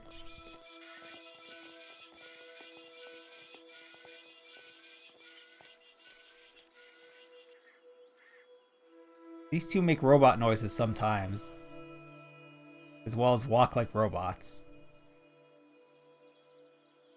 They're much more lively when they acted more like living normal people in the context of this game when they were down below. But when they're up here, they're like robots in how they move. As well as kind of their... yeah.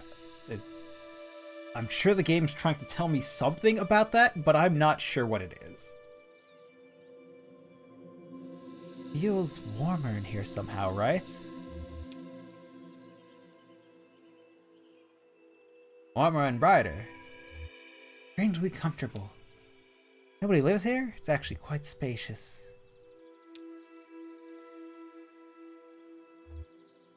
We're just ignoring this child for now. You can fly a plane in here.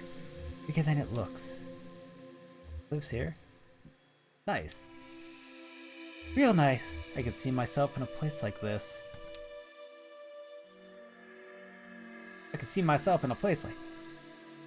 Light here is pretty great, actually. What this town needs is a kitchen. The light in here is pretty great because there are no walls. You're missing 2 walls. Of course it has great lighting. The fucking sun is lighting the entire interior.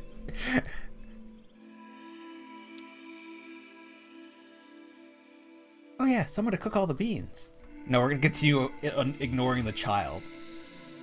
We're gonna have it be the 4 of them walked in and it feels really weird to the 4 adults, and the child who wants to go hang out on the forest with his giant eagle is fine. That's the way we're playing this section. Not just because.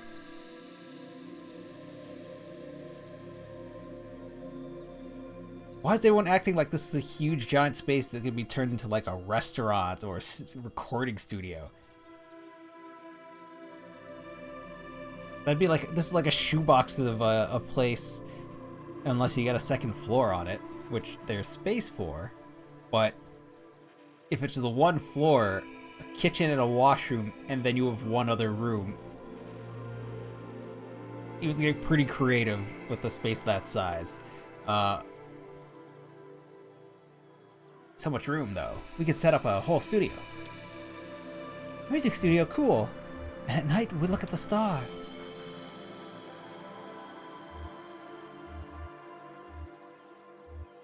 Set up a new workshop here. Shannon, oh no, let's have her snap out of it.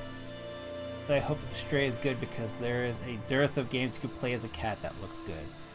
It's some creepy looking furry game called Black Sad Under the Skin.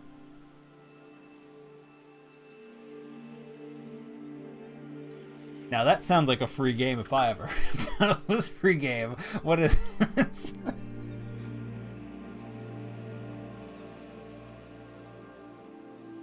Is it on Steam? Black Sad Under the Skin. It is not free. Why is it $45? You? 2 years old, and you it looks like Batman who's a cat. No. Except, I guess it's more like he's in a trench coat, so it's kind of like a detective that is a cat. Okay.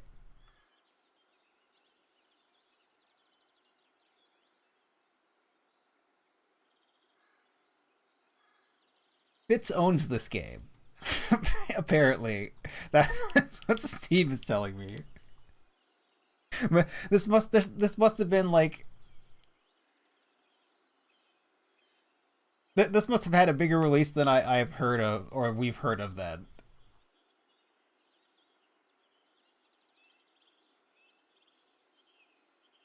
Gamescom award winner of Best Action Adventure Game 2019. Okay, okay.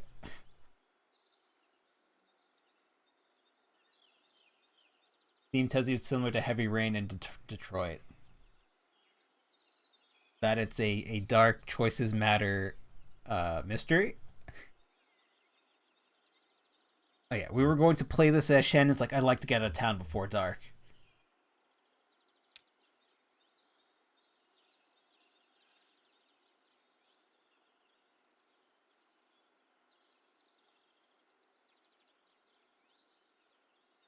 As you wish, yeah?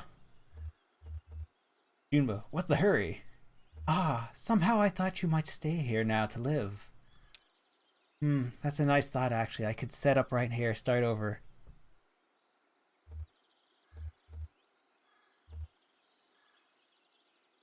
Oh shit. Is this literally we get to a point of the game where we choose what the next hour of the game's going to be? It's a nice thought actually. I could set up right here, start over. I guess I'm headed back to the distillery to see if there's anything I can do. I've got some stuff to take care of. Try to get my old shop back.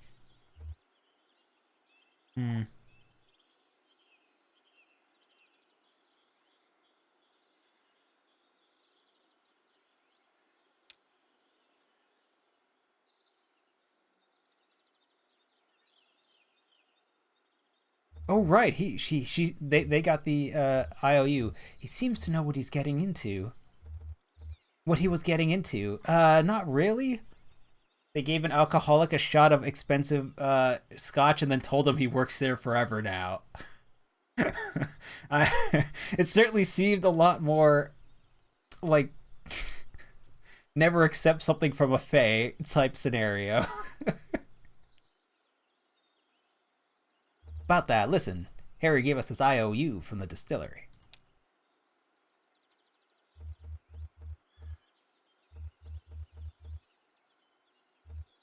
Hey, it's worth a shot. Hey, it's worth a shot. One could really fit a lot of books in here. I love to perform in a place like this at sunset.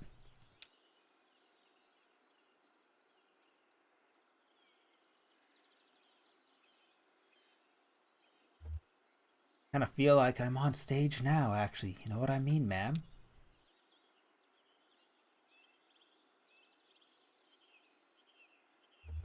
Yeah, but who's the audience? Everybody's leaving. Weird acoustics. Like you get little echoes before the sound themselves. I like it.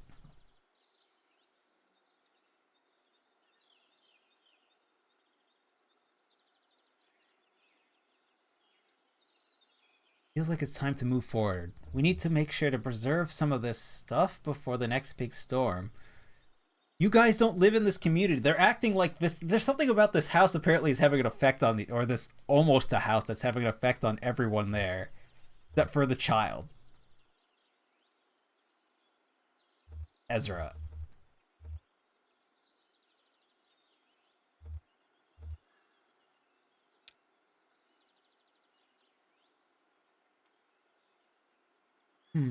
So whoever lives here next will know who came before. It may only be a show for the raccoons. At least there'll always be bugs. That's what I like about bugs. We're ignoring the child. We're just for the moment. Just because I feel like there's something about the structure that has them all messed up. Whether it's the frequency that was mentioned multiple times in the interlude, or this is just like a point of power in this world. Oh, whoops! I clicked the child one, and the end of the conversation. We saved what we could.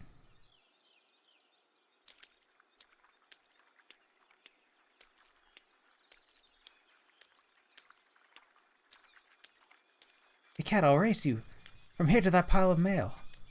Wow.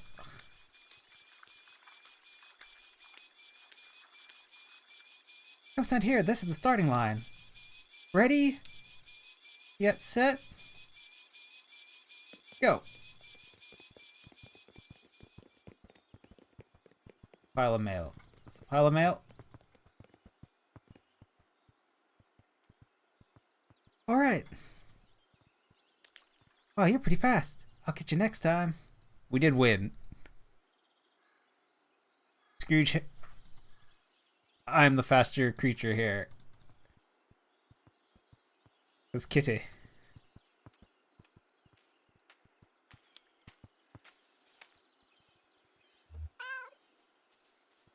Reading me out. Oh, hi, Kitty. Daddy meow.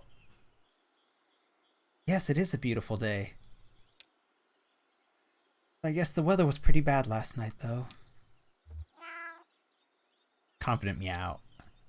You're a chatty one, aren't you? Fanciful meow. Sure, whatever you say.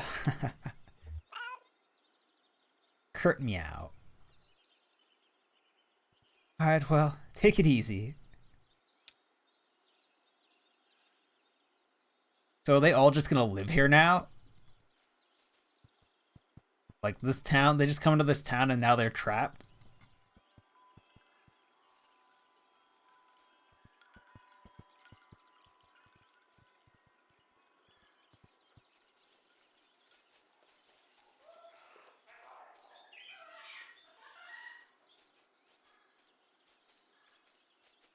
Oh, girl is back. Choppy seas today, Captain. My captain, let's reinforce the sails. Whoops. I found a wheel to sit in. Clyde lay his back on the runway, hands folded behind his head, halfway between dreams and the afternoon sun. He entertained the momentary delusions that he'd survived the plane crash, and was vaguely unhappy when the dream faded. Coming into land, he slammed into a truck. The driver probably thought the runway was another road. The roads were full of trucks coming and going these days, filling the town with strangers ever since. But he couldn't remember any more of the dream. It was fading quickly and irreversibly, in that uniquely frustrating death of past dreams. All the state said they wanted was to knock down some trees, many trees, and build a road, tying the small road to the larger web of streets and highways that entomb the rest of the country. But Clyde and his inner circle of stunt pilots turned mail carriers knew that a road would be the end of their secluded paradise.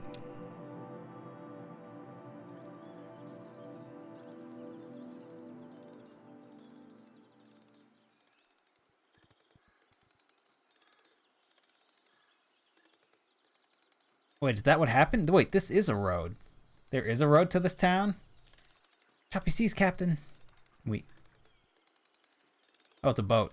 Aye, Captain, let's reinforce the sails. Let's reinforce the sails. Okay. We go mess with their boat? No? Can we go talk to this cat? No?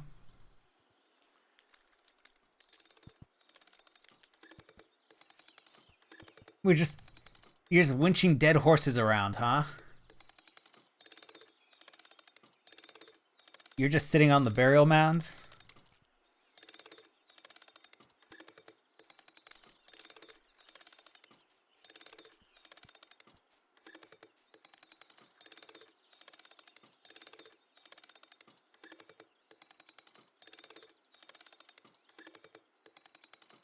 A little closer. Now we wait. Beat that dead horse.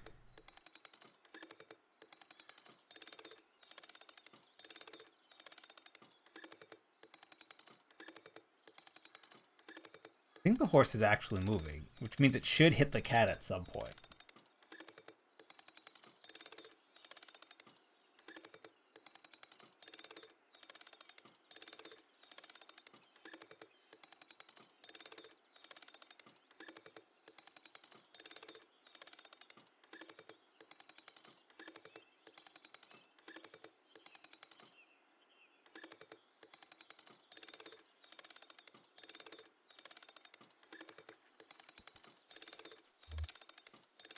Now let's talk to these two.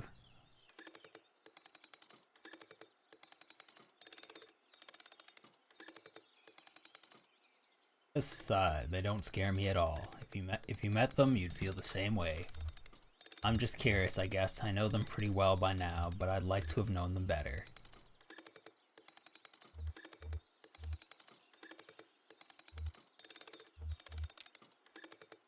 One I think is called George. He left us some clues in a book a while back. The oldest one here is quite a mystery to us all. Very particular. I leave the radio on for her at night, sometimes between the station, though it's just hissing. She likes the hissing, I think, though I can't say why. Do my best to keep the roof mended. She doesn't like the rain. Oh, hissing. What is it about the radio they love? They all love it. Tell you the truth, I feel a little bad I won't be here to care for them anymore. And that's something. I'm leaving at sunset. If you like, I'll help you find a bus back to Lithuania, you said. I don't think you'd take a bus from... Where is this? Ohio? Or Michigan? Something like that. To Lithuania? I think you need something more than a bus. You're playing some music at Nashville later. That's a good place for it, I guess. Oh, he's talking to Clara.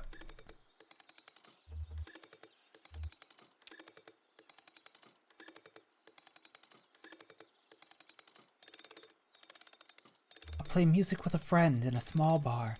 We performed together before. He sings beautifully, but sadly. I have a gig at an art gallery. The idea is to play with the theremin for 24 hours uninterrupted. It will be difficult but rewarding, I think.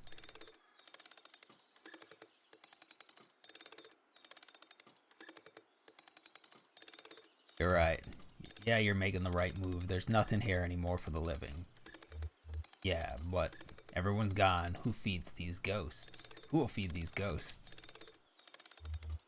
Who will feed these ghosts? Oh, it's going to night. It's getting darker.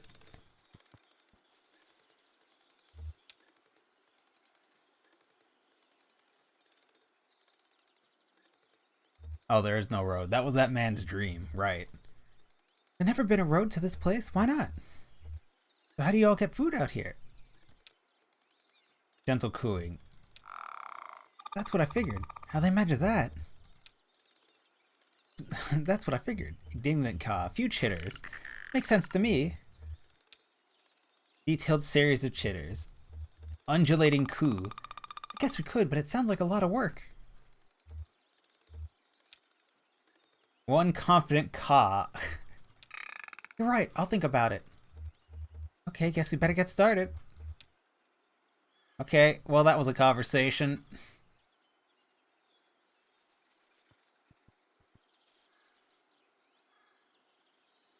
Lady, you're painting this wood green, the same green as the ground.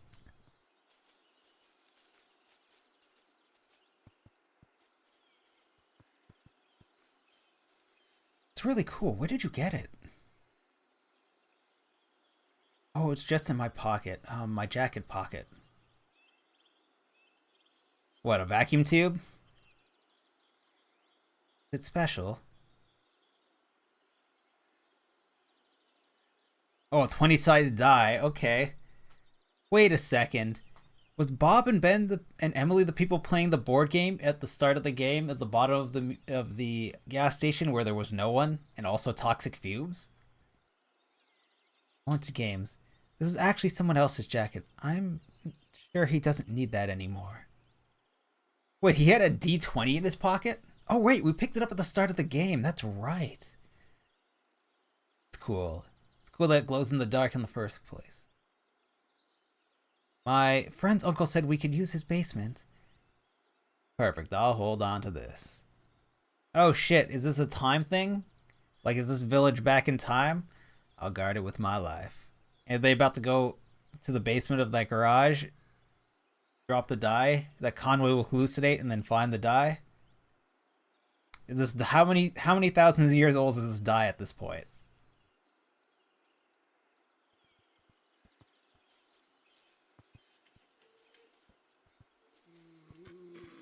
Marianne clears her throat. Oh shit, we've met a Marianne before. How did you get here, Marianne? I don't remember where we saw you. Inquisitive meow. Well, hello. Oh, she's from the bureau. She worked the desk at the bureau. Nudges Wanda gently. Wanda, time to wake up. Curious meow. Nope. Dead to the world. No, wait, what was Marianne's voice? Go on. Go with her. She's dead to the world. Probing meow. Just try again later, I guess. Hunt. Try again later. I don't remember what her voice was. But also, this person looks dead to everyone. Alright.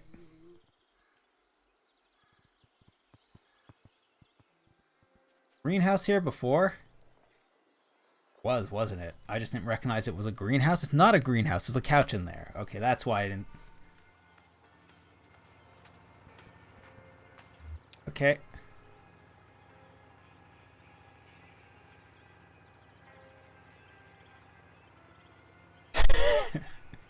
There you are. I think this other cat was looking for you. Will you be a family now?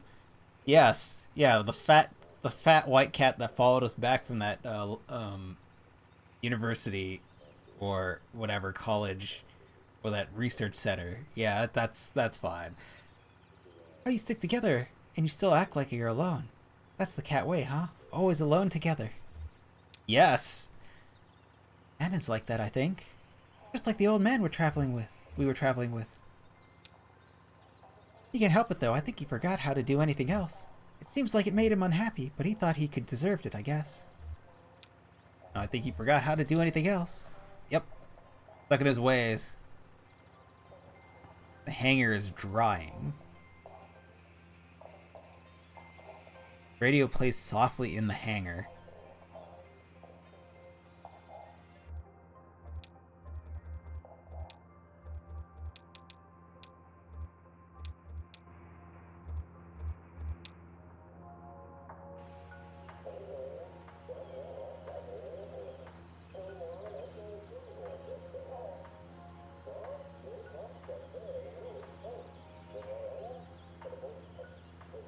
Okay.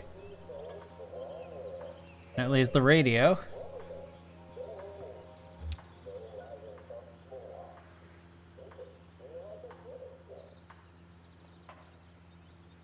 Got nice little setup you got.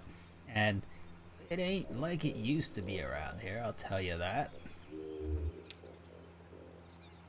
Yeah, it's alright. Many afternoons come back and gone right here, listening to the radio. Taking a break from some maintenance work.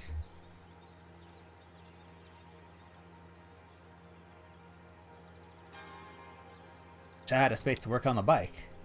Custom job, the vicious cycle. Okay, I think I've seen those. Nice. Not light enough to fly, of course. I can't say that means anything to me. I get bored quickly with it. Get me closer to heaven.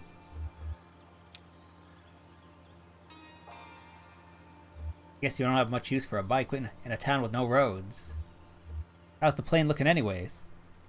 Oh, I'll have her up and running again this afternoon, no problem. Hurts to look at, doesn't it? You hate to see such a beautiful creature in pain.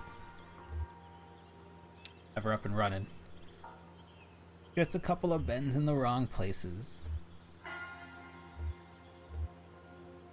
I just need to fine-tune some of the pulleys. It's a delicate ballet of engineering, miss. You might be surprised. Well, it's just lucky I have all the parts here. Difficult to mail order with no roads. Cass never would have let it get this bad, I'll tell you that. I don't know who Cass is. Tell me about Cass.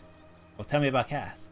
What can I tell you? She loved her nephew and nieces, the brothers who started our little community of pilots. She was a smart lady. No, she was a wise lady.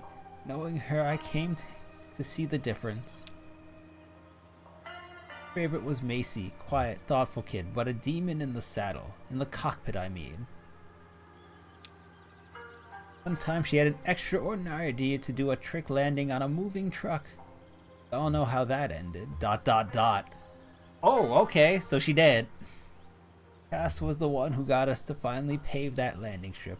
Had a premonition it'd be useful, but then she made us break all our paving tools as soon as it was done. There was one thing Cass always insisted on about this place. No roads leading in or out. Hell, we can always fly. To tell you the truth, I've long suspected the reason Cass never wanted roads was just to keep the horses safe. And now... No. In or out and fly. You're a bunch of pilots? This is basically a secret community. Aside from the giant spiraling staircase down into the underground river. And the station that everyone knows is here. Including the power company having run lines to it. Ain't no secret community here. What's this? What's this? No, go back to Emily Cat. This.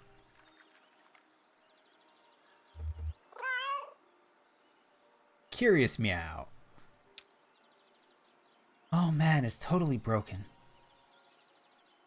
All your tapes are gone too.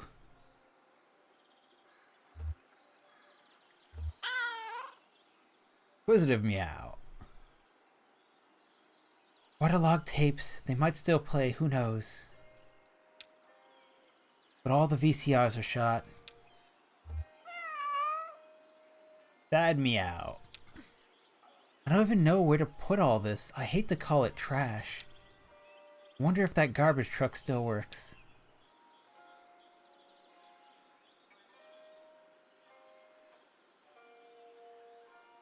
I actually don't know. I assume if you dry out, because it's magnetic, if you dry it out and clean it, and it doesn't stick to itself, these are a lot of ifs. Presumably, because it's magnetic tape, it should work. Just, you know, seems like a lot of work. And also, drawing in a VHS sounds hard. They're fairly sealed, aside from the flap.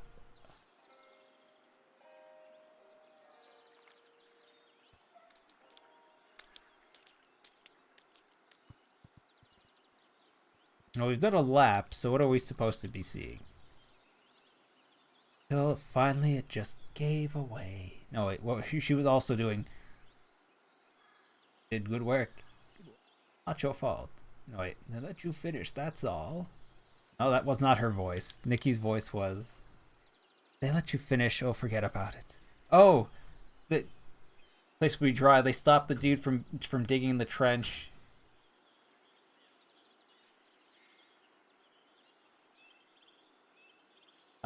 Nikki's voice was.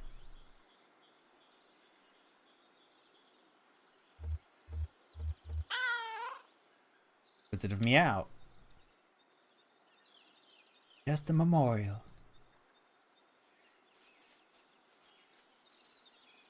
Okay.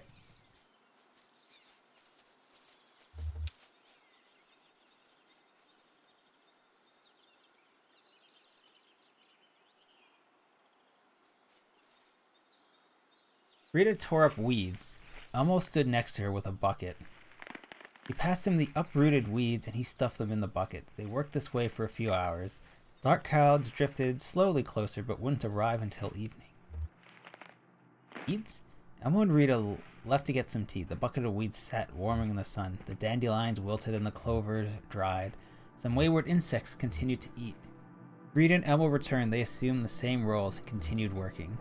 The garden was coming along as well as they could hope given months of neglect. When the plant shut down, the company abruptly pulled out of the area and took a large part of the town's population with it. This included the Caver family, who tended this garden, the largest and most productive in town for years.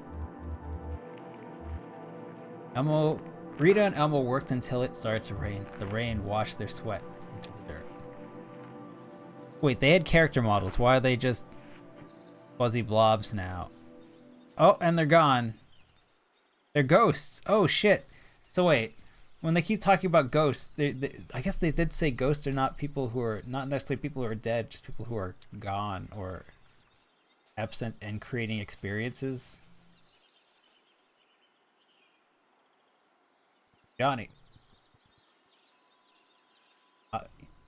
Yeah, I'd be worried about that too. Well, it isn't just the rodents. The floors mostly rotted too. You'd fall right. Oh, honey, you fall right through. They're still standing after last night. All the buildings? No, most have good bones. It's just these ones the power company built that are rotten. Oh, okay. Yeah, the power company moved up here a while back and set it up like their own little town. For the workers. They didn't build. Excuse me. Oh, I was on the wrong thing. I couldn't press them. Sorry about that. Garbage. I lived in one over there, in fact, when I first came here to work at the power plant. Oh yeah? I wouldn't set foot in there now, though.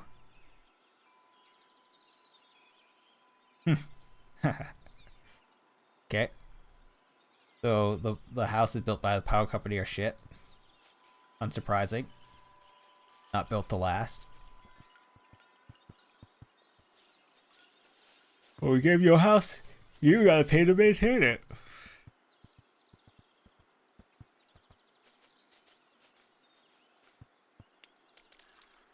I think we've done a full rotation. You're what? Bigger than they look.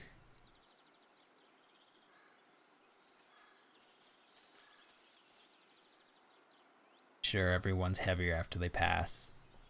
Barret has no weight. In fact, it lifts it up a little.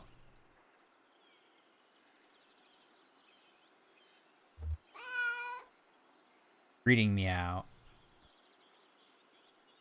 Oh, it's you again. Friendly meow. Yeah, well, feel free to pitch in. Sure, this would go a lot quicker with 2 of us on it. Argumentative meow. Nah, I ain't working. Busy, huh? What's left? What, left a sub being unslept in? Parting meow. Treat yourself, I'll be here.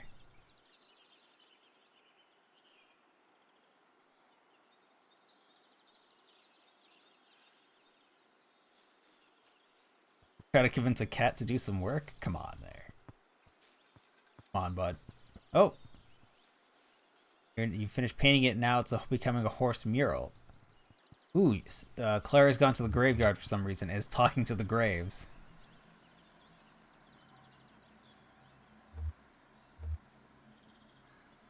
Oh, who's this there? All I can read is better days. They put their better days to rest here. I wonder whose better days we're talking about anyways. And Uncle Andreas, he's looking ahead or behind him now. Okay. Sure. You're the fresh blood just rolled up. Oh, hey, hi, the painting's coming along. Suddenly it's 2 horse heads. Marianne. I saw the design on that barn somewhere. Would you believe it came to me in a dream?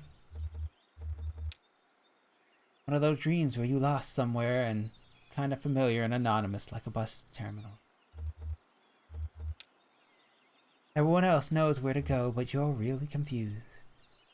Marianne's quiet for a moment. Day off, or is the bureau closed today? Now I'm on the clock. They sent me up here to help Wanda evaluate the site for reclamation. I grew up.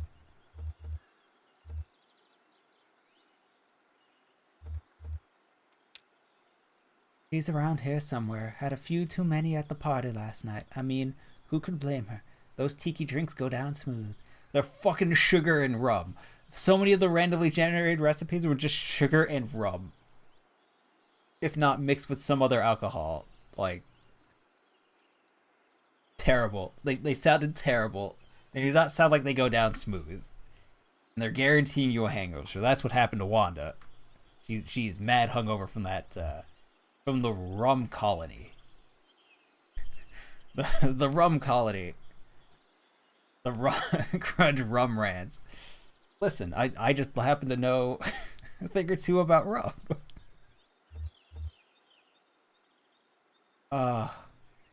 So it's been a while. It has been a while since I've just drinking straight from a bottle up on this desk. It's been a while. Probably for the best. That's how a bottle of Kraken goes real fast. Like some of those stream days would be like 3 days with a bottle, and it's just like, oh, that's a lot. That's a lot of rum for 3 days. For like 3-hour streams, it's like a third of a bottle in 3 hours.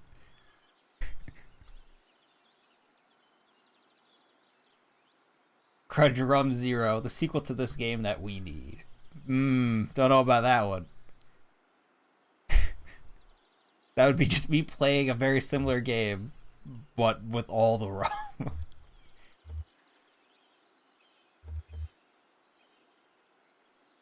It's up to me. We leave this place alone and go back down on its own. You never know what'll grow back after a place has been knocked down. Not up to you, though. The Bureau of Reclaimed Spaces has taken this. Okay. Or wants to take this place. Marianne's still passed out. Oh no, Wanda's no longer passed out here, rather. Doing some laps, or are there people in the middle again? Oh hi, there are people in the middle. Kitty, do you wish to speak to me? You do. Alert meow. Oh, what's in the bushes? Slithering sound comes from the grass.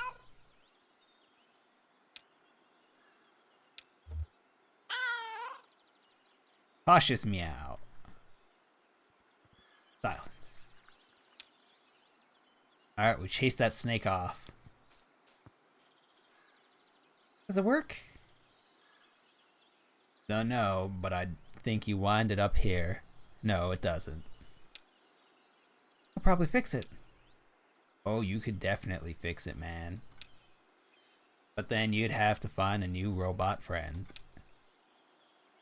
Then I'd have to find a new robot friend. Then I'd have a new robot friend.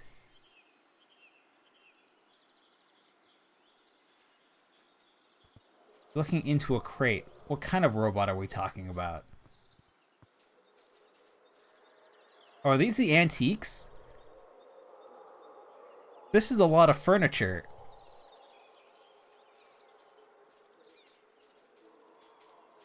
Oh wow, there's really enough antique furniture there to set up that house, huh? Oh, we're gonna sit on the burial mound. She watched him. She stood in her own shadow. A few deer hunters and talkers walked past, but said nothing to the seer. Didn't even look. Studied the path.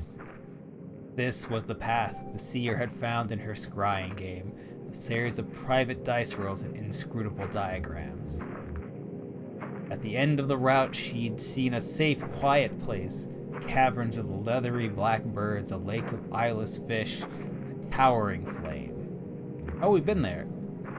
Now the diver walked the mounds, memorizing the route. He was almost ready.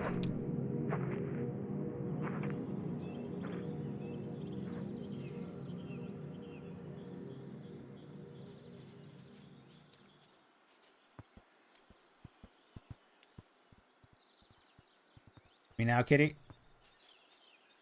You. Curious meow. Something brown scurries up the side of the tree. Surprise meow. Squirrel? Too fast to tell. So this white cat has been constantly looking at prey, and we constantly roll up and ruin its hunt.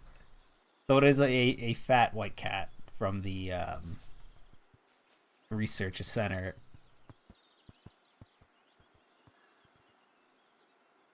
Some of these are real old. Maybe we should open them.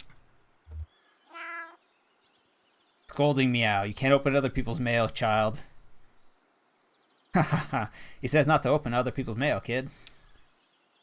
I know what he said. I know what he said. But if they're not even here to open it themselves, I won't tell a soul.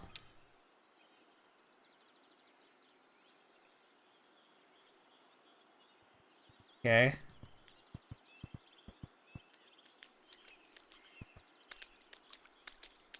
So by staying to help them clean up, do we officially trap what's his name in servitude to the distillery forever?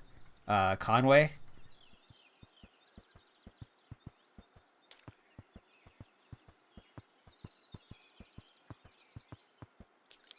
Reading envelope. How about Greg Rabbit?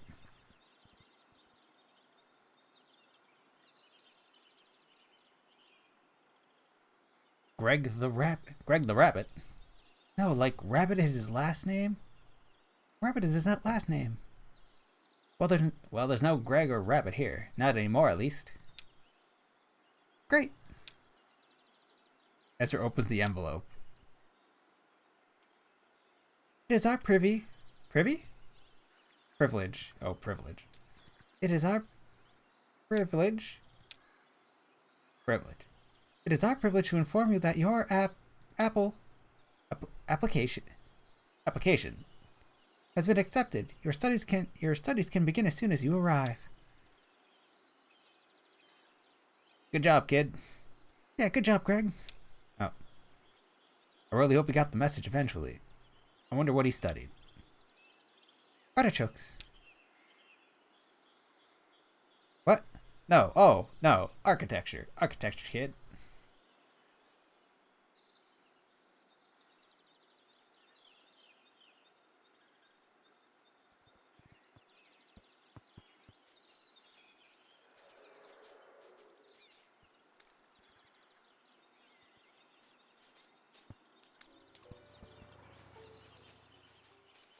Run close to the center, spiral this out and see who's around.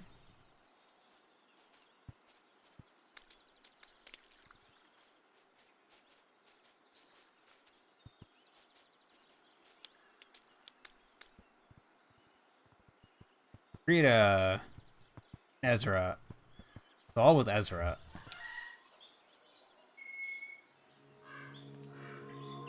Look at this place, the library. Oh, what a mess. Basically like this building's only next of kin. Feel like I should give you a tour, but let's skip to the good part. Any questions? Did they ever cook food here? Was it for people or animals? Did it have a secret name or just a regular one? What kind of parties did they have here? No name. I don't know if it was secret or just, couldn't decide on a name. I think it was just called the library. Oh, I try not to learn any secrets if I can help it. Keeps the mystery alive. That's a good line to tell a kid. Just for... I don't know. Not spreading secrets, I guess. I don't know. It seems like a fun line to tell a kid. I kind of like the history that lived in details. No, I like that kind of history, the lived-in details. My friend Bert says the work of history is to find a pattern in the unasked questions. In the evening when the Chinese wall was finished, where did the Masons go? Caesar beat the Gauls. Was there not even a cook in his army?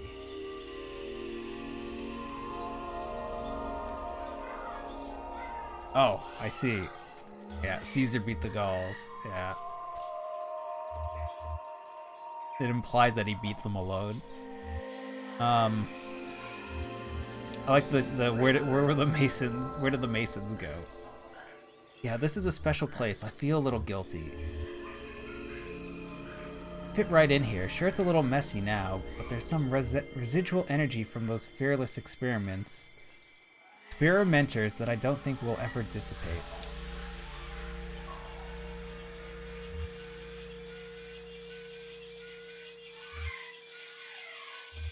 They sound like robots when they walk. Two of them, when they're above ground, are like robots. When they're below ground, they're very lively.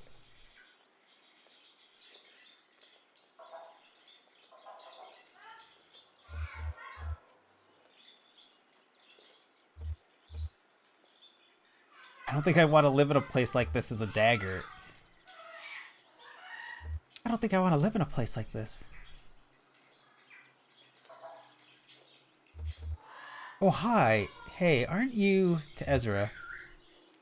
What's a good little dude?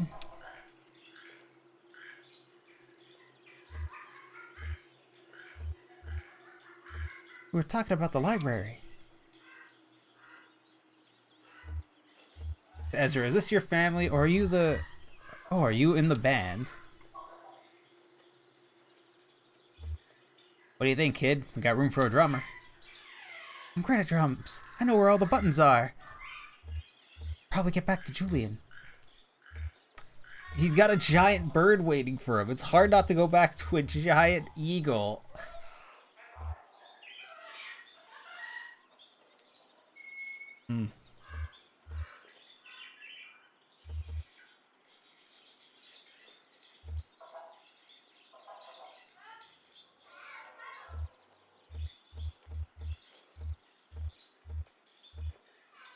But change. Go hang out with these two.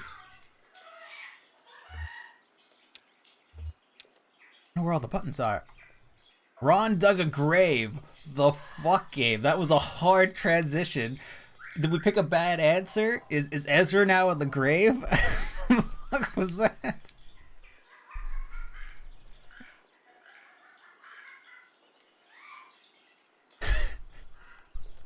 The city in the what? Curious meow. No, I've never read it either. Inquisitive meow. Good question. Let's take a look. Everyone could just understand this cat. Here we go. Something is Sappho. Some ladies from the Bible. Okay. Noisy meow. Nosy meow. Think they all get together and build a city. Sounds nice. That'll get us. I'll get us a bus ticket, eh?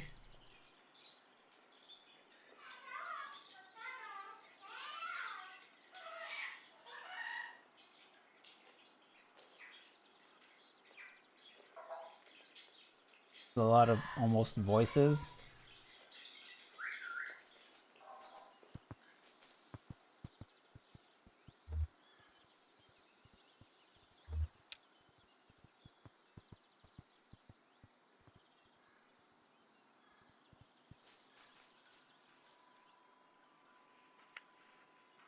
Three, lay paper flat.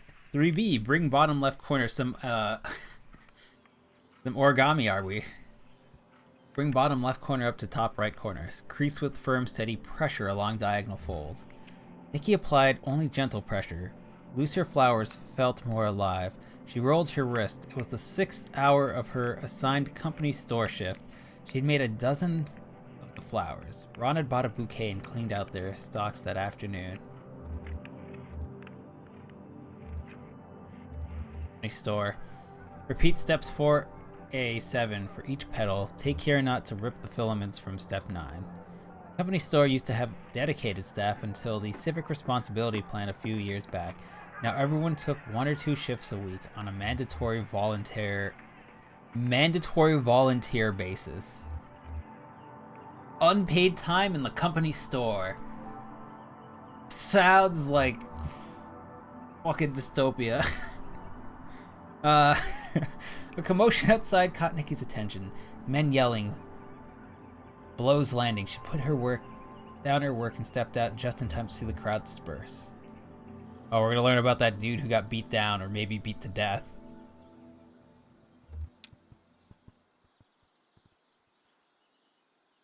Elmo. Ever since I've been treating it like a little cafe for the town. Oh wait. Stoner. I was doing this dude as a stoner voice. What was the stoner voice I'd chosen for him? Yo, man. And ever since I'd been treating it like a little cafe for the town. But before that, it was the company store. Oh, sure, I worked in a mine for a bit. What stuff did you know all about it? Never enough. We had to start a garden. Yeah, they sell little paper flowers down there. Paper flowers. That sounds kind of nice. Not even real flowers?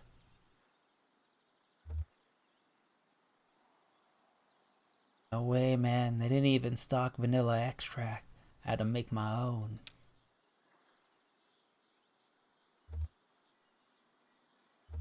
If you want and promise to keep if you want and promise to keep it a secret, I'll pass my waffle recipe to you before I head out. Why so secretive? Why so secretive, man? Mystery adds flavor. Just can't bear the thought of any son of a bitch from that power company eating any of my waffles. Alright. I do know I'm not sticking around. You think you'll do anything with this place? Well, I'll just set this place on fire.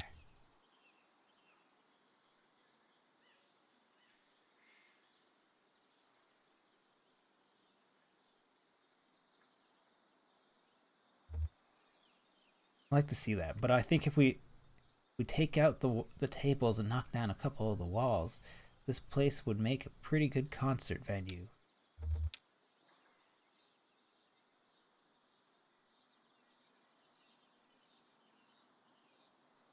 Coffee and tunes.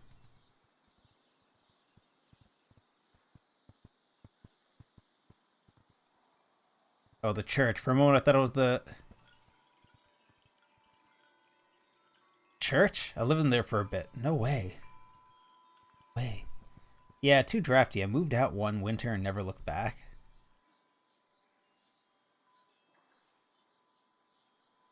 It's cold.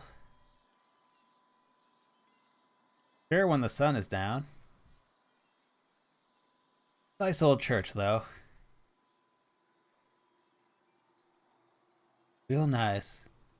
Make a nice workshop. Go.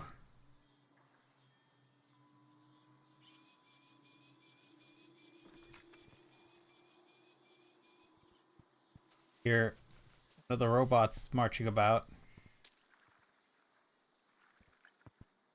Made an awful lot of noise. No?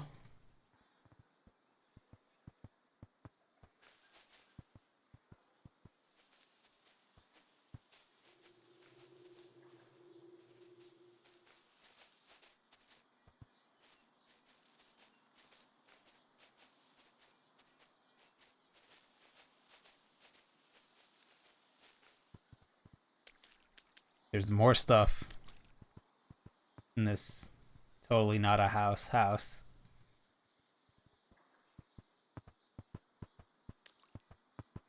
Emily's still over there. She's got some tapes. Oh, these are more tapes just scattered all the way around. All right. Who are these two ghosts sitting on the road?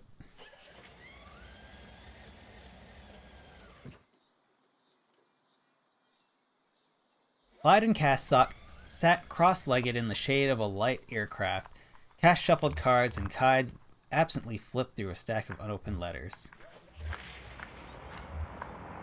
Demand for aerial stunts having faded almost completely, and many of their company having died or aged out of the profession, Clyde and Cass found their remaining pilots a steady flow of contract work delivering mail to remote rural areas, but this place was abandoned.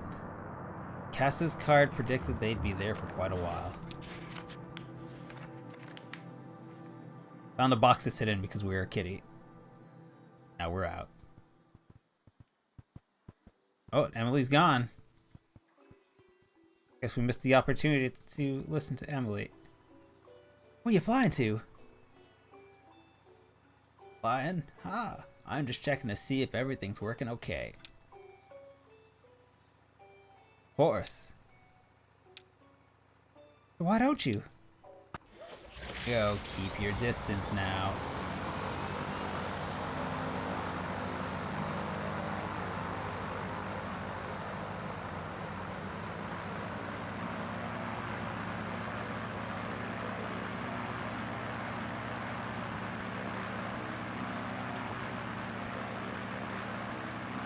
Boy, keep your distance.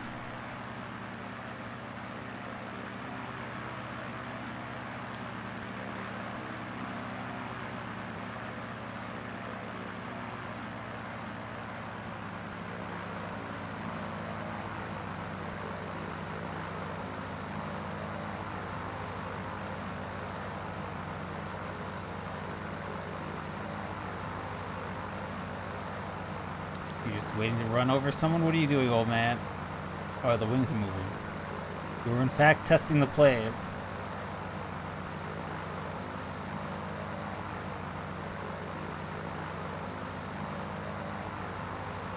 Alright.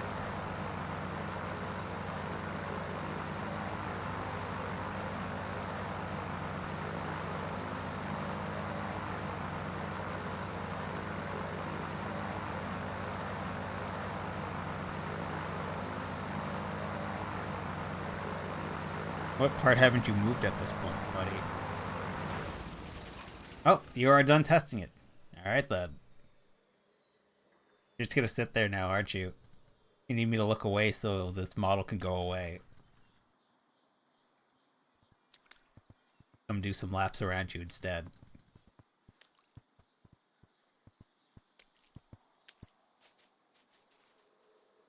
I really like this knife. I mean, it has an aura, you know? I mean, Nora. Yeah, like it wasn't exactly used to cutting knives or cutting apples. Meant for greener things. Greater things. Yes, ma'am.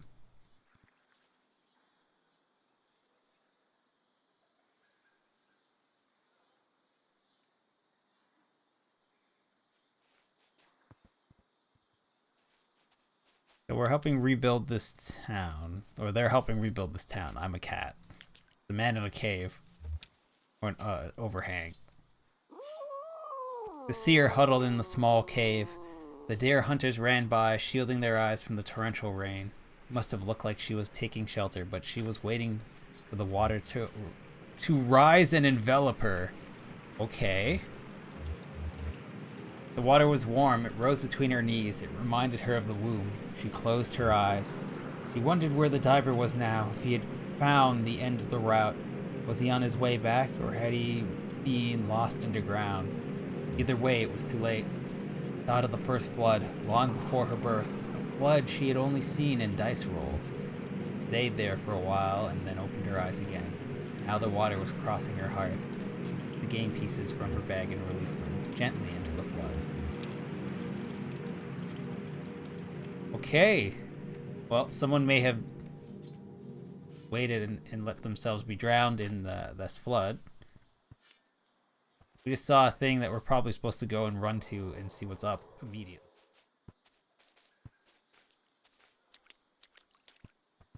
Oh.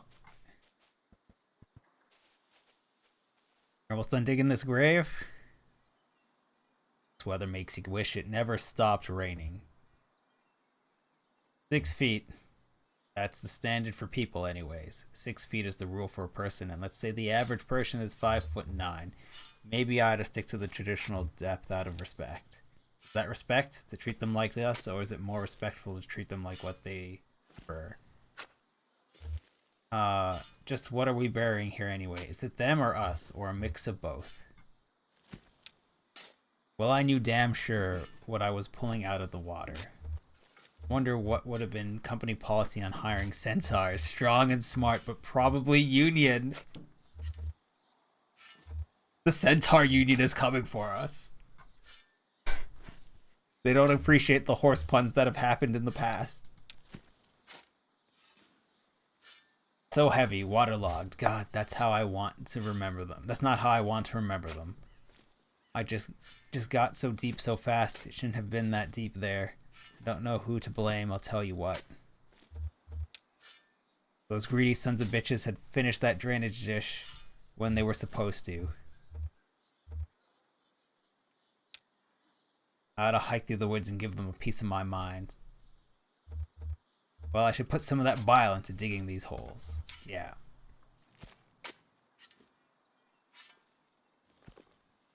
I know that salt. When you're dealing with something, you're just like, fuck, I shouldn't even have to do this. Damn, there he goes. Can we go on after him? Going after him. In the bushes. Yeah. After the raccoon. After the raccoon. Yeah. No. Just no. But probably full of thorns.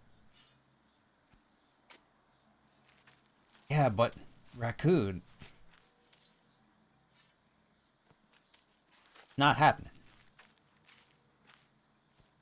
Okay, okay. Oh, but don't pound. I'll tell you what, if that raccoon comes into town, we'll leave some food out for him. See? Yes, ma'am. And hey, hey.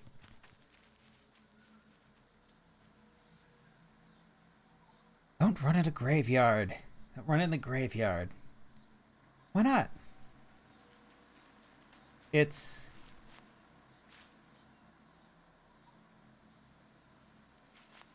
people are trying to rest. Annoyed me out. Read.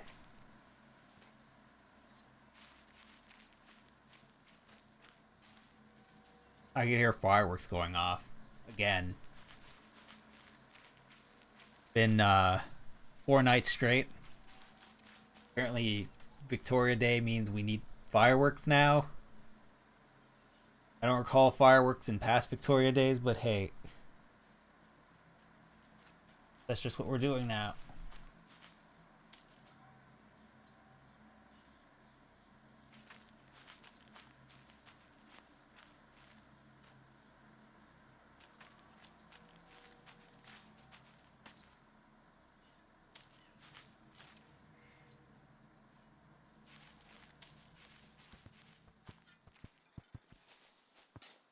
So what is we're just still watching them fix this town up?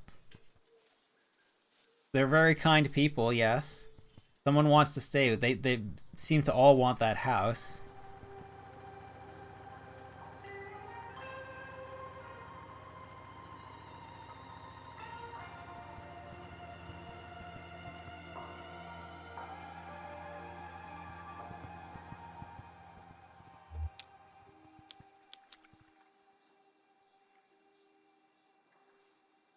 I'll miss them for sure. Beautiful creatures and so thoughtful. And Rita never got as many bands to come here as she would have liked, I think. But it's always a blast. It was always a blast. Sure, but how does anyone find this place without any roads coming in? Oh, they come up through the well, from the river, like you did. If they can find it. They wander in from the trees. Oh, yeah, no, that's the river. Following directions.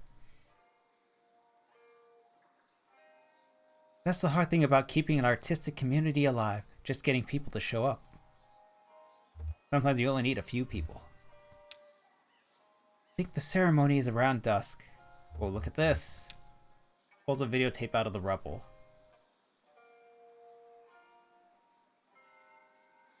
Pulls a videotape out of the rubble. Pulls a piece of slate adorned with a partial circuit diagram out of the rubble.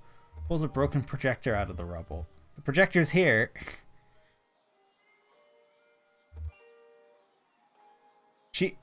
Would you look at this? Oh, she's just discovered that it's... Oh shit, Julian! We saw Julian's shadow. Julian's around. Okay. Videotape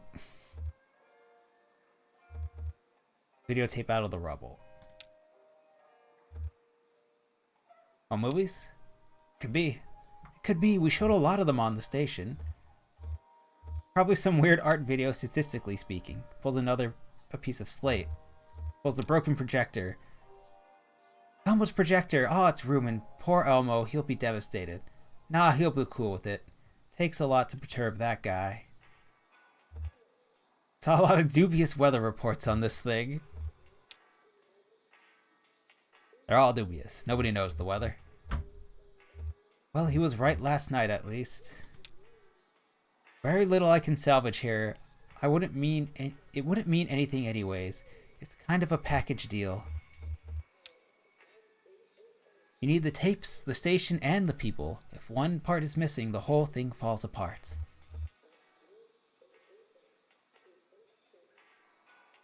Yeah, I've been there. Time to find a new package, honey. Okay. Well, that voice, it has a different meaning. More easily said than done. Yes, it's true. I think it's been true for a while now. This flood just made it unavoidable. This is soon to be reclaimed place. I was looking for it all of last stream. This is the place that always floods. We didn't encounter it before. But that was along the river. I guess this is technically along the river. The place that always floods. Ezra, wow. Seems to be working okay. The old man's voice changed every time. Everyone's gonna love this. Ooh. Ooh. Oh, excited meow. Yeah, it's amazing.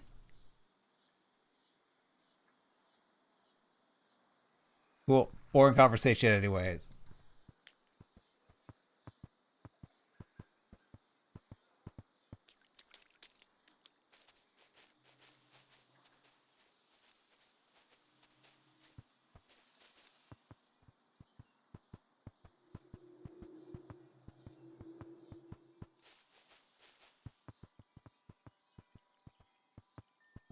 You two are just still standing here?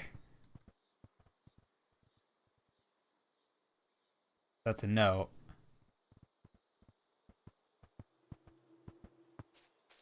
Megaphone! Are you Ron? You're Ron. It's a big stork. Or a heron. Bell rings loudly.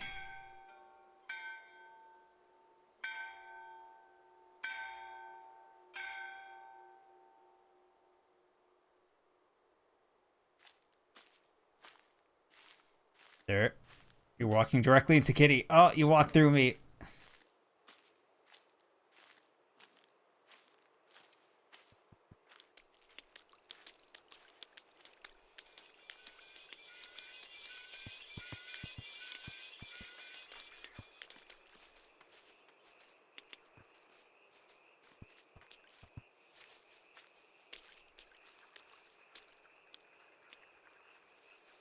Go on the pile.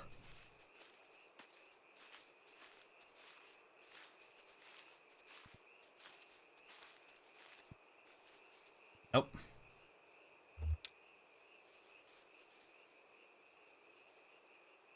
Hey y'all, thanks for sticking around for this. I know we've all got places well, if anyone still needs somewhere to go, be sure and speak up, okay? I think Ron's headed through the woods tonight back to the road if you want to caravan. Staying, Em? Nah, I'm heading out too. Now that the station's gone, there's nothing here for me, sorry to say. We're gonna help James move the image processor to a safe place on the river somewhere. For now, though, we've got some friends to bury. The neighbors. The horsepuds. Nikki has a poem and I have a song. If anyone wants to say anything, though, I'll go first. Neighbors were kind, gentle, beautiful horses. I used to go on walks with the silver one out in the woods. Why didn't anyone give them names? The silver one, well, I guess he was gray, but his coat looked silver on the lights. So I always called him that in my head. And the other one, I love these horses. But you never know if you heard me talk about them like that. But you never know if you heard me talk about them like that. Ah, yeah, you didn't bother giving them names, but that's fine. So I'm sorry, Silver One and Other One. I'm sorry I don't have better names for you. You deserved better names. Also sorry I'm bad at this. Anyone else have something to say?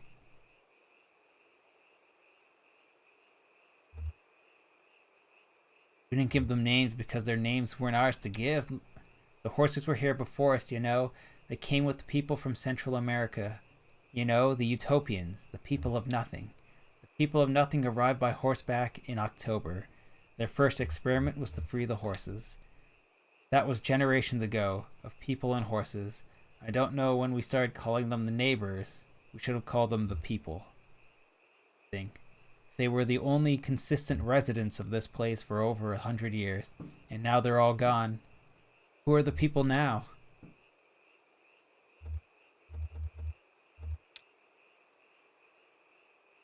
I was thinking when all those canned carrots showed up in the mail. Remember that? Someone went around with some canned carrots they wanted to be rid of, and I guess Consolidated Power got word of it. Cans of carrots showed up in the mail, and we didn't know where they came from at first. I tried some out, no flavor in them. Some of them were gray, just awful. Rita said it's still okay to eat, like sometimes carrots just lose their color if they sit in the can too long, but nobody wanted them really.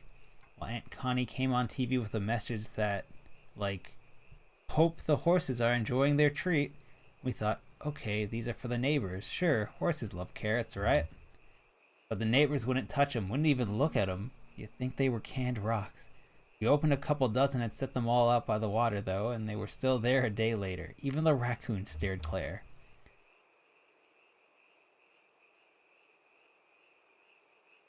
Then, of course, Consolidated sent us an invoice for every can we'd opened. Already made out in company script. How'd you like that? Okay, I guess we better move on. Nikki, are you ready?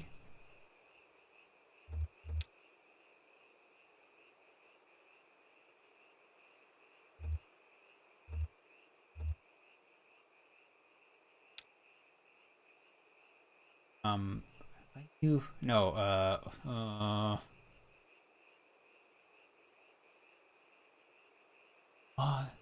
thank you for sticking around. Like Emily said, it's good to have you all here. I know some people had to leave already.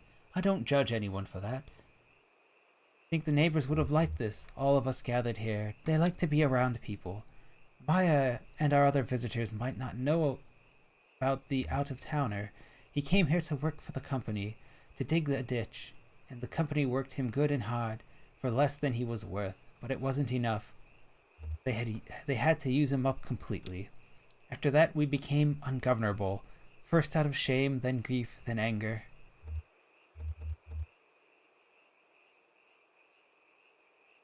This is a poem for the neighbors, but also for this town. Yes, we're going to bury this town today when we bury these horses. It is the same thing. We're going to bury these horses, and what do you think will happen next? We'll all walk out into the woods and leave this place empty. No, I guess some of us might stay and build again. That's all right. It couldn't be me, but to try is your birthright.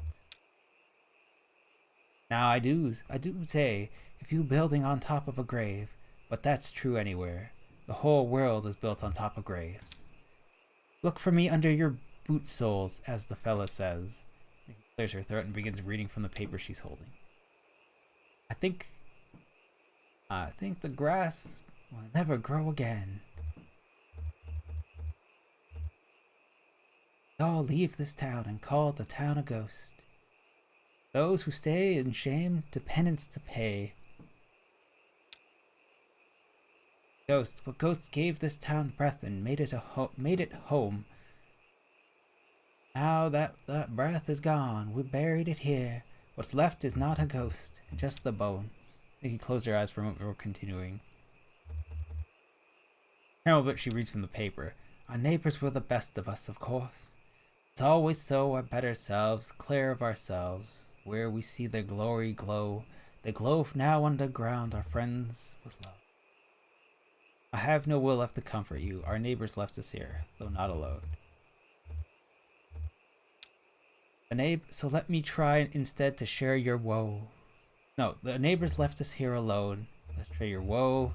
But staring in the clouds, my vision showed. Where friends have gone, we hope one day to go. But staring at the clouds, my vision showed. Here we lay our town and friends to rest. In distant valleys, home to better friends. Below the earth, damp, torchlit caves. In distant valleys, home to better friends. May yet someday a new and hale grass grow, return their souls into peace and gentle roam. Some other cherished fools will build their new home.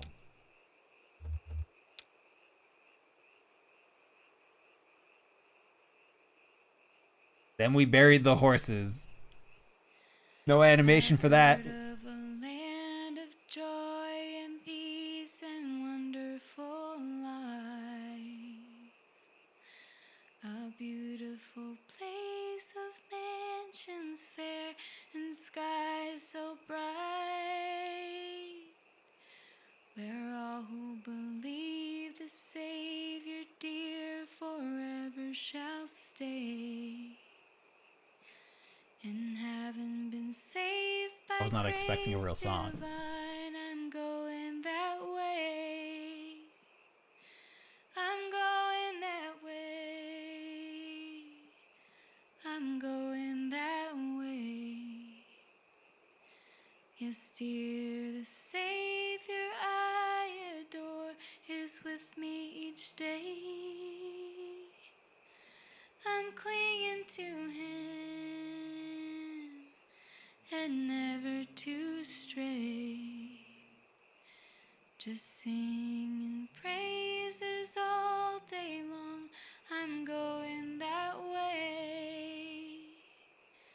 Well, glorious news I tell and sing as onward I go. For those who are still astray in sin, my Savior may know. A lot more ghosts showing up. I want them to sing that praise above, for glory to him who died for me. I'm going that way. Also, the town is got a giant entrance to a giant underground cavern and cave system. How does it flood? I guess there's no way to get the water there. I know I shall meet him face to face in glory at last. Oh, I believe that when we meet, well done, he'll say, while trusting that soul redeemed in love, I'm going that way. I'm going that way. I'm going that way. They're very gray. Yes, dear, the Savior I adore is with me each day. They came in funerals in black, I guess. And never to stray. Just sing praises all They're the day ones long. whose outfits and colors have changed the most through this entire game. Robotic above ground, lively below ground. Motions, at least.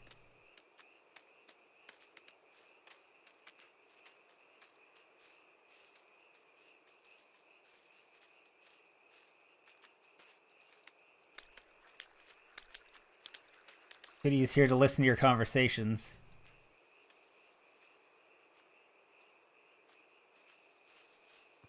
Or not.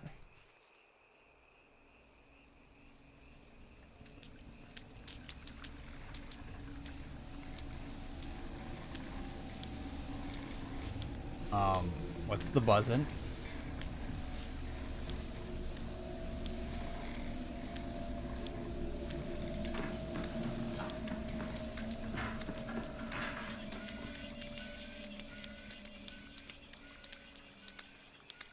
I would have said bats, but it's clearly not bats. Alright, we're looking at the same town with a different perspective. So where's everyone rolling?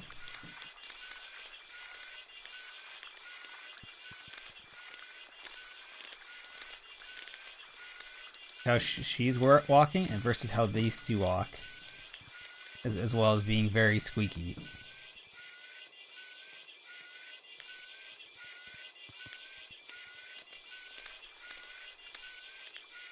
These are not exactly smooth motions for a shadow, but these are very robotic. Stop it. Why did you stop?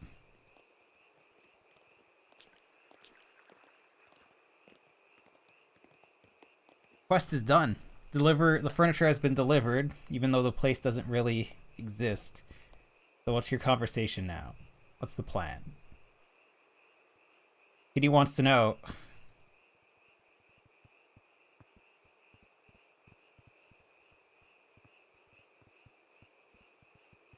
Aside from forming a pentagram.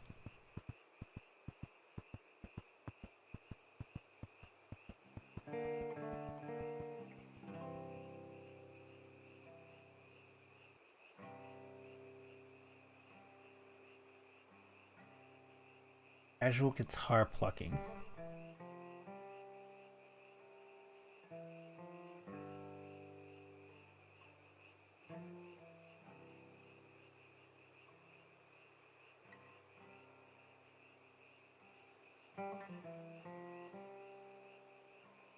Okay, we're getting played out. So it's the end of a day.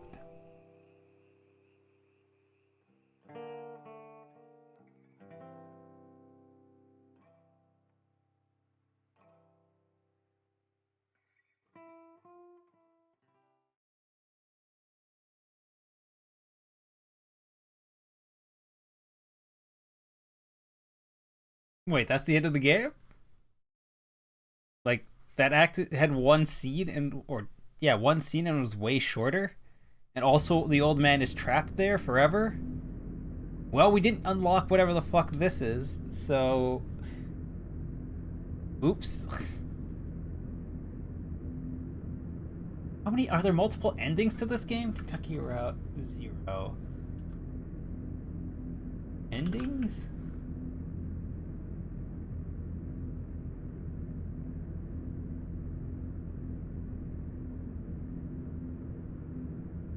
Your choices matter. Important things to know is that even innocent dialogue choices can impact the fabric of the story. First scene, the first act of the game.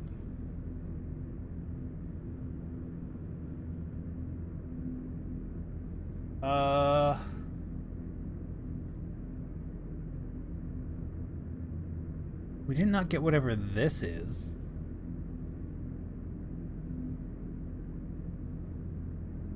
Route 0 epilogue.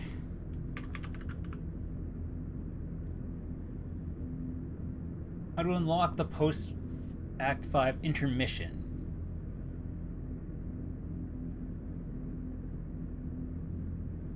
A bit more to see. Always back after you completed the game. Until unlocking it in a few minutes. Okay. Restart Act 1. After leaving Aqueous Oils, return to a location a man should be present. Talk to him about his play and then leave the gas station again. Okay. Continue. Oh.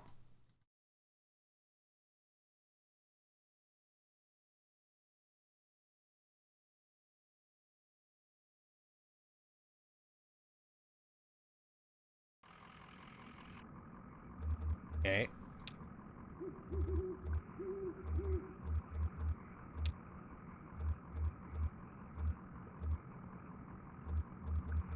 Load. No. Quit. Back to the circle. Restart. Which means we'll have a harder time if we want to go explore some of the hidden areas, but... Go.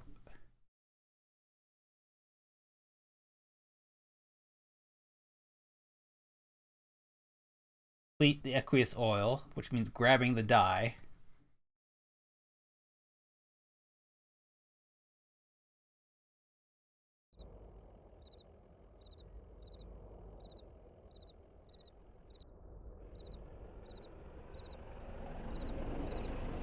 Dude just sitting in the dark.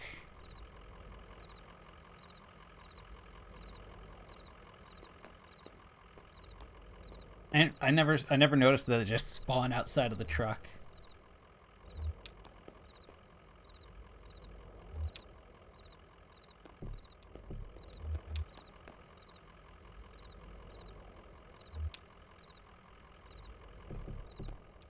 What's up, bro?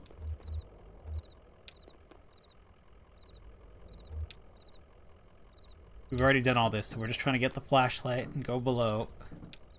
Build everywhere. His name is Homer. Her name is Blue. Oh yeah, Blue was the name. We picked the name. Oh, a dog with no name. Well, cast lick around. Nice dog. Well behaved. And jerky. Dog with no name now. Got a delivery to make.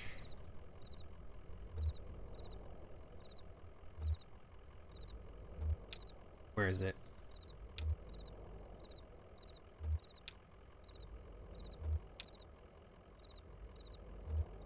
Dogwood's not a road. It's like a city, I guess. Alright, I'll do it. Cool.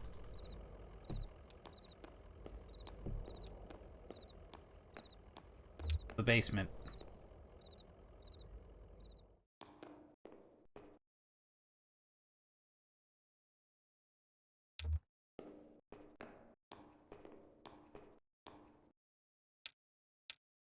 Open flames. No consumption of bear. In case sun dykes, do not panic. Count backwards from 5. Strictly limit time spent in basement, so fewer than 3 minutes every hour. Alright, well, I know where the dye is, but we're gonna go see if these... Is this Ben, Emily, and... It is!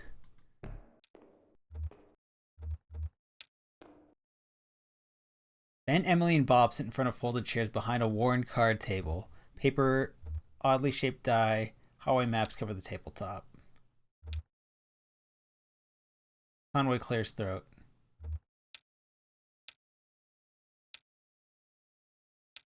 So they're ghosts, but they're alive, but they're just absent here.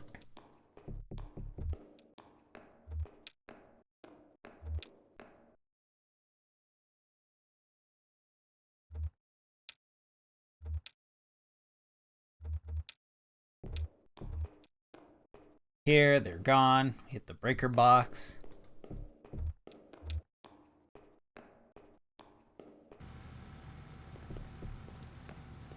And they got the D20 from his jacket. So this is why I said the die is like thousands and thousands of years old, caught in this time loop.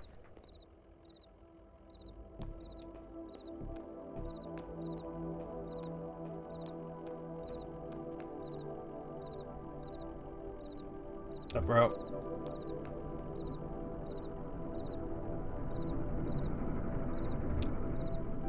Here to the office. Password is muscle memory. Figure it out. Pretty sure whatever I pick will open the computer. Not basement. Computer.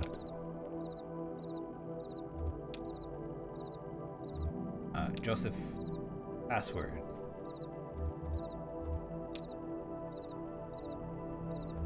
Late. Get later. Password accepted.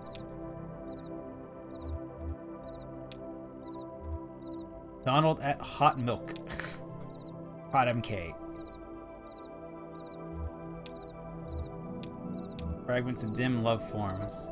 Joseph, I know it's been a while and I know you're still sore. There's a whole world in here and we need your help to unmask it. Yes, the caves are cold and damp. We are old and lame. Oh, this is the Joseph who's friends with Donald and Lula. I can't remember why I even started writing this. I miss those days in the lab with you and our dear Lula. Maybe you found your own Sandu. All dated mail. 2. Standing urgent, dear Aqueous Oil, this urgent automated message that your account is overdue by more than 14 days. In response, we switched you to our low reliability, dirty Power Plan Plus. Power Plus plan. Consider making a payment immediately to obviate the need for us to switch you to Sustained Brown Out Select. Sincerely, your friends at Consolidated Power Co. Jeez, the plan names. That alone tells you what kind of company they are, and they have no shits to give about it. Names is not real. Well, I just spoke. 0. 0 is not real. 0 is not real. Marquez.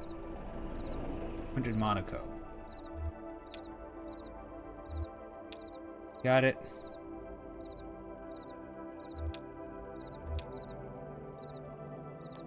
Oh wait, computer. Tell me where Dogwood is. If you can. Oh, nope.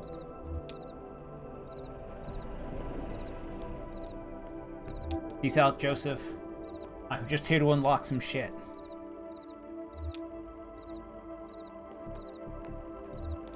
We're gonna feed the dog. With no name. Dogs. The dog with no name. Truck. Back of the night. Immediately after leaving, return to location. Talking about his play. Is it gonna be the play from Act 2?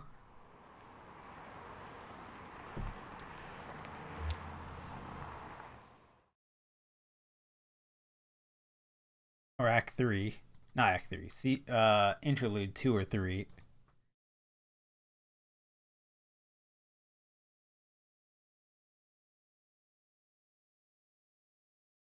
Anywhere we go is Act 2, Scene 2, huh? Sir, what are you carrying? A man with a large pair of antlers slung over his shoulder is speaking with Joseph. What's up, bro? That's only a few miles outside of Hoggenville anyways. I don't think you could do much better for accessibility. And they got that new gas station if folks get lost. Carlington, but maybe they should feel lost, Joseph. Just as lost as when we were always already lost. Just as lost then as we are always already lost. Just like poor internet Salis wandering the road looking for a home. That's one way to look at it, I guess. Oh, hello, I heard the old truck rumbling up. How's the dog? Say, maybe you can help this fellow. He's looking for a venue, is how you said it, right?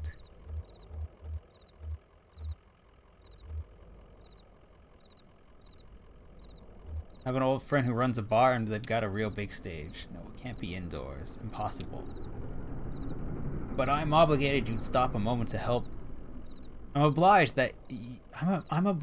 you'd stop a moment to help me work this through. Let me explain my charge. I've dedicated my last 12 years to the design and orchestration of my life's great work, a grand, broadly experimental theater adaptation of The Death of a Hired Man by Robert Frost. How do you mean experimental? Well, drama really my second love. My higher calling is pseudoscience. Okay. Pseudoscience is the eternally fruitful marriage of whimsy and process that has yielded such poetic specimens as astrology, venerology, canals on Mars, and homeopathic medicine.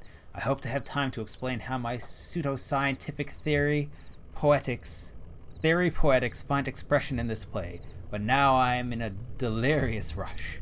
The event is to be performed tomorrow morning, just before dawn, but in the spirit of tragedy our venue fell through at the last moment. I've been out all day driving the highways looking for a replacement. The eye is fastened to the landscape like a hawk scouring the field. But like a hawk, in fact, that I have failed to keep an eye on my gas meter. I'm here waiting for the tow truck to bring my car so I can get back to the task. What kind of venue are you looking for? Somewhere outdoors, somewhere intimate, somewhere tragic. If you have attention to... Oh, it's that house, that stage. So that's what we're setting up now. Okay. If you have attention to spare on your drive, I'd be grateful. Dog. Boy, old man. How about a treat? Take some jerky.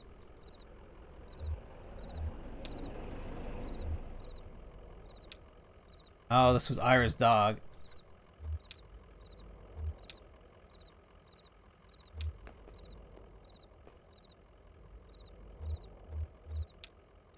Hard at work.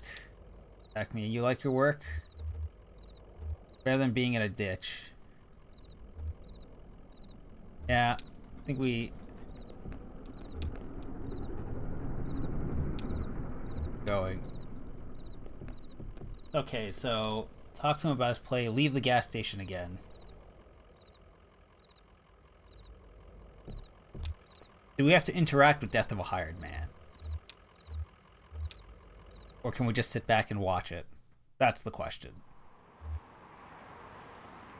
So now we're back here, and it says we can quit. Back to the circle, and it should be available.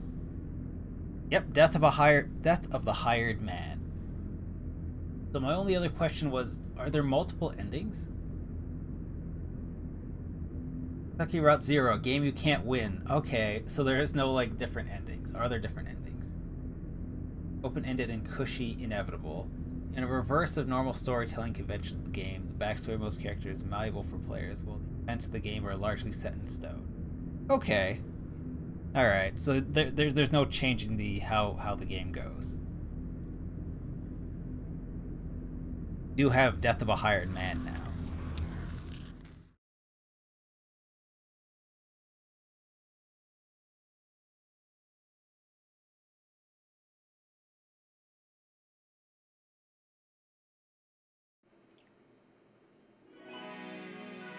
We actually just get to watch it.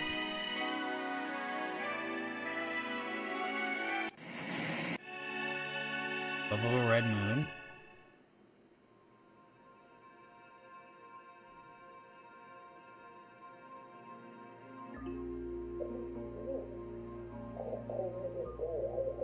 Mexico, that's what she said.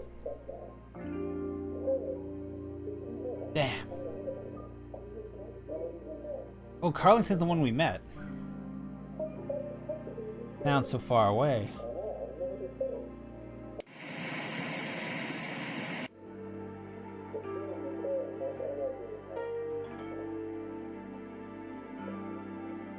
She come back. Yo, this is a fast-paced whatever. It's here again. Sometimes it's hard to get a straight answer.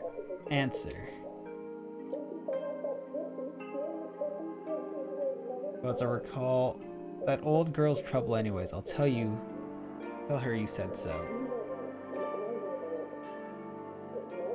Harry should wear it with pride. I guess Carlington is the lady there.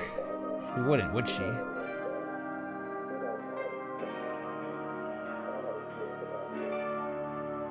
How's business?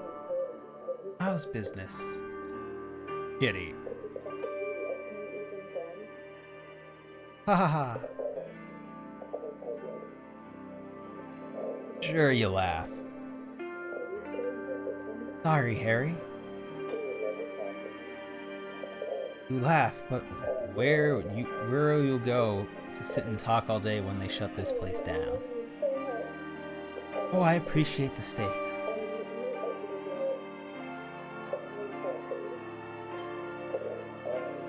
It'd be a different story if someone bought a drink with cash now and then. Sure, Harry, we've all got our troubles, which reminds me.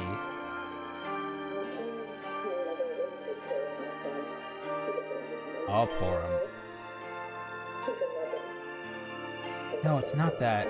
As I was leaving the bureau, I ran into someone else. Uh-huh. Your erstwhile janitor. I bet. What do you have to say?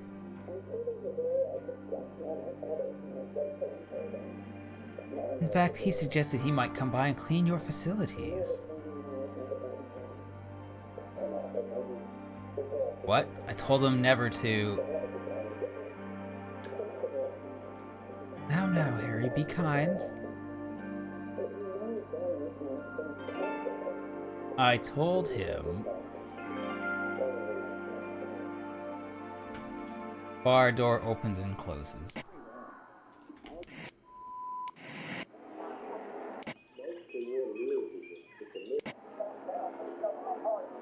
Here he is. Now what? Be kind. So these visuals have nothing to do with the thing. I'm always kind. How's it look out there, Brandon?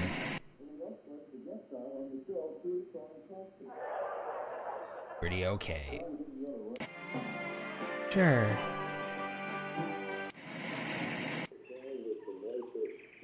Sun is out. With the dinosaurs, the cars. I think people have mentioned most of this.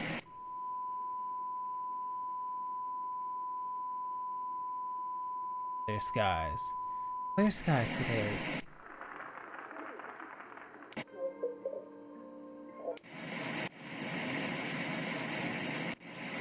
Guess I'll get started.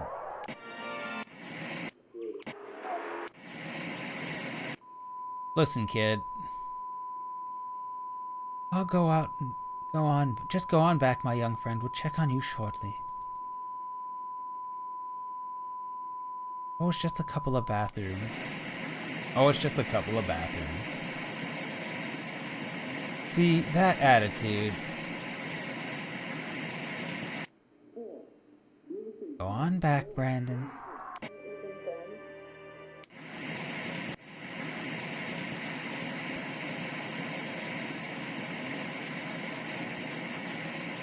Okay, I'll start with the ladies.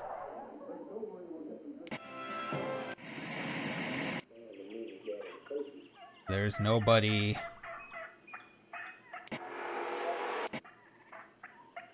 No, it's just us and the kids. Oh, what you all watching? Like a nature thing.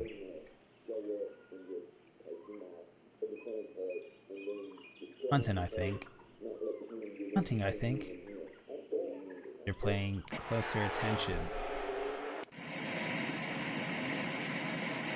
Ah, television static. I'm a connoisseur of the stuff. Oh, so it's responding to whatever we switch to. Well...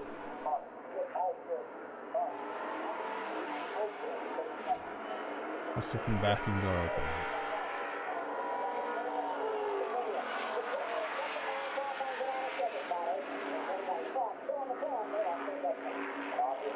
See, Harry, just a little bit of kindness and you got your janitor back.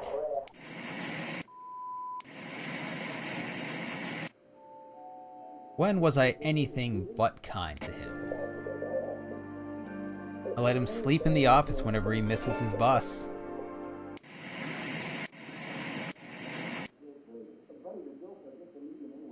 But he's not dependable.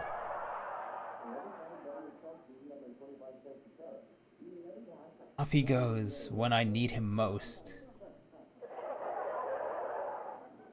He thinks he ought to earn a little pay.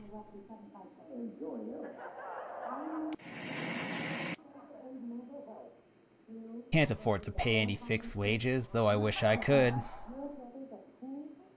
And so when someone else can pay, someone else will have to.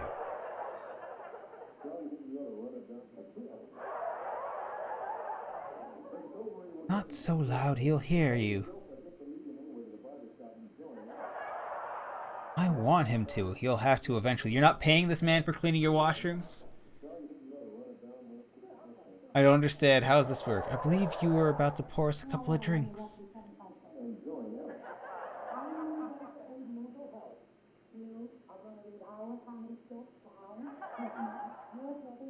This damn bar is like a muddy black little pond where everyone who stops to drink falls in. Now, Harry, who'll drink from a muddy black pond? There's always someone thirsty enough. And what are you in this colorful metaphor? Just another set of bones at the bottom. I'll drink to that. Wait a second. Are we listening to the play that we were sitting in the middle before, but now there's a different character? And we aren't the barfly. Much on in the daytime, huh?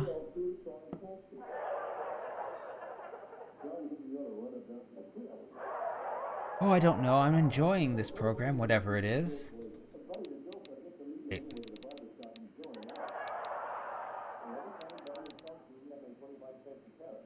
Volume? Oh.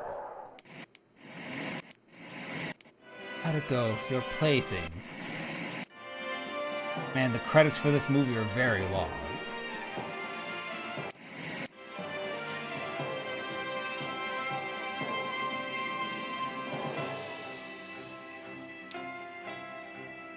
My plaything?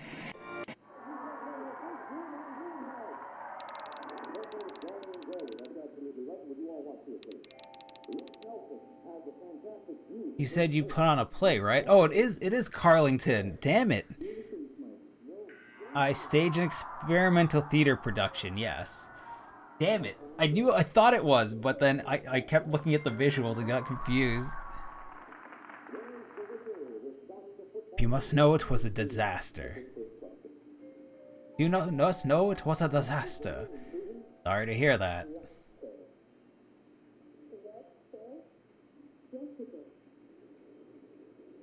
On the topic of my production, the less said the better.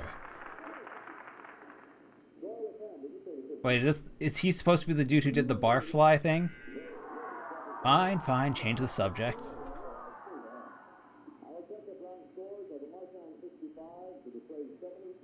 'Twas doomed from the start, really. I watched the sun rise that morning in front of Equus Oils.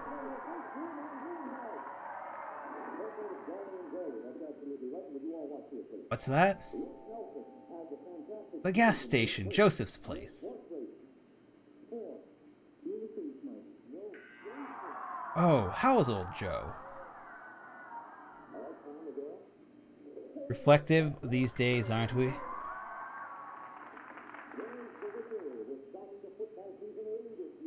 Wait, did your play? Did your play at a gas station? I staged. Yes, yes, I did. Nobody came out, huh? I'll be damned.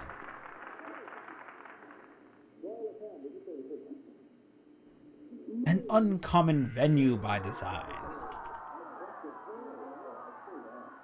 It's unique, I'll give you that. If the audience had materialized, there were other gaps in the production. Okay. The cast, the crew, also absent. Damn. You told them you were playing at a fucking gas station. So I alone stood there at sunrise with no play and no audience to miss it. Truly experimental.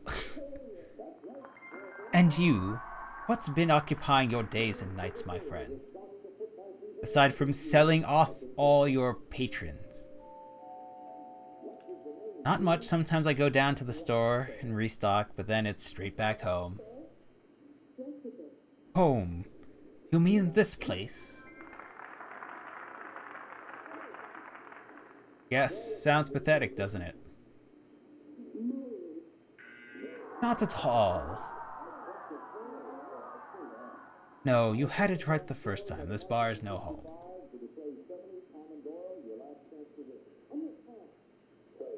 It all depends on what you mean by home.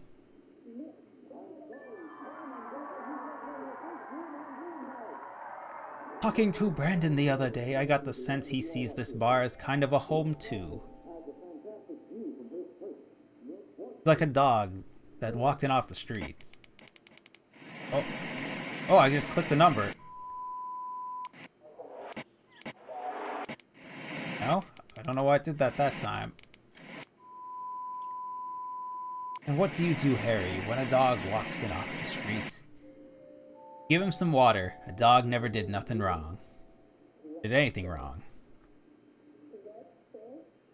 Home is a place where, when you have to go there, they have to take you in. What's that from? A poem.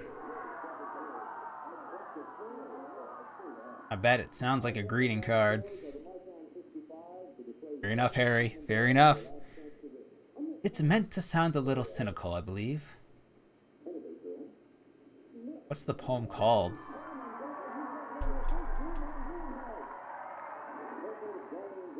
The Death of the Hired Man by Robert Frost. Oh, of course. The shit that you failed to put on. I'm sorry. Only the poem which served as the basis for my doomed experimental stage production. Sure, it's a great poem. The next line is, I should have called it something you somehow haven't to deserve. Uh-huh. Huh? Mean anything to you? Well, is he a Christian man? Frost? Frost? Yes, I think he was, with a healthy measure of doubts. Then it sounds to me like the grace of God.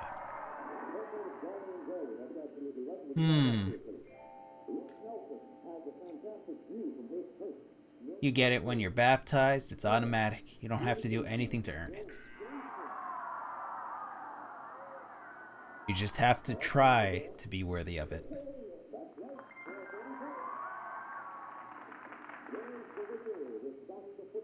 What do you think? Slow cut. Can I click and speed it up? Harry, you know I only attend church for the acoustics. Then this is what does this line mean to you? Oh, I take it very literally. It's a moral claim. There is, for each of us, a place called home. Though the relationship is inalienable, it is our birthright. No one may keep us from this place. Says who, though? I mean, who enforces it? If God won't, then it's up to us. And I guess you think the same goes for that kid back there. Am I so transparent? Yes. So why is it up to us, though? Doesn't his grandma work in a bank or something? Does she? Pretty sure I heard that. But Harry, don't you think that he could get help from family? Sure, maybe they had a fight. He looks exhausted. Yeah, he did. Why don't you go check on him? It's kind of quiet back there, huh? Not to scold him, Harry, just to see how he's doing. Yeah, alright. Turning to the TV. I'll let you know who wins. So this responds to whatever channel you have it on. Darlington to Emily. Can't settle on a program. Too many good choices. Well, you've been glued to this program all day. What do you make of it?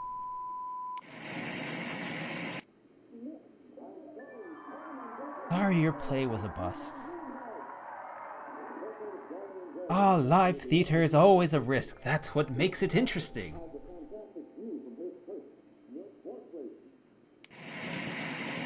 I agree. Sure, you're a performer. You understand. I was in a movie recently. Oh, really? Oh, I hadn't heard. Yeah, a western, kind of. A glitch western.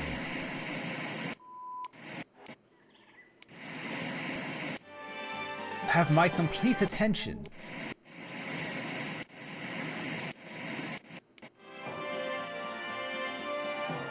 I was just thinking about your poem. Oh? Yes, but I don't think about it as a riddle. Like, what's the place where when you have to go there, they have to take you in? And the answer is home? No, it's a grave. Harry returns. Our host returns, but so quickly. Well, did you and the young man have a heart-to-heart conversation? How is he? Is he dead in the woman's bathroom? He's asleep on the floor with a roll of toilet paper as a pillow. Ah, try to remember, Harry. No, it's alright. Let him rest.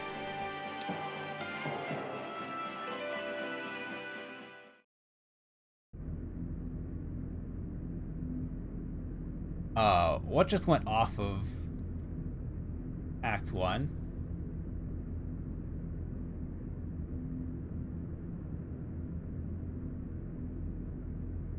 If I tab out, it starts rotating, right?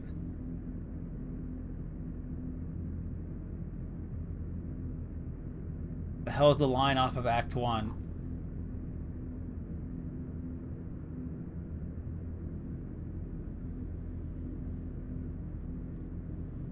Friends con went bit along the way.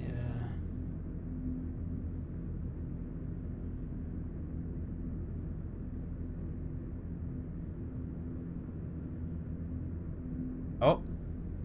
Go.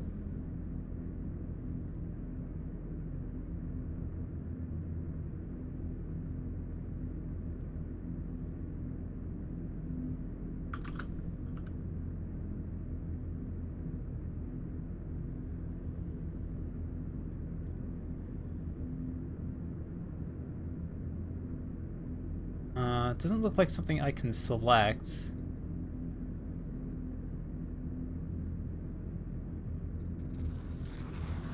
Oh. Just what's currently selected? Oh, so if I select one of these, is there a line that goes all the way off? Oh, there is! I just hadn't noticed it before. Okay, well, I guess that's it for Kentucky Route Zero.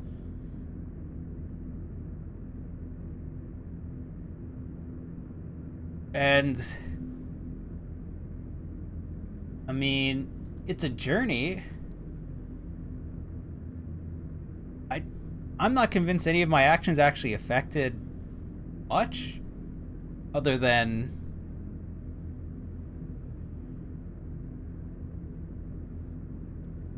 maybe their relationship to each other. So this was a game about the people specifically, and your journey was like not even relevant.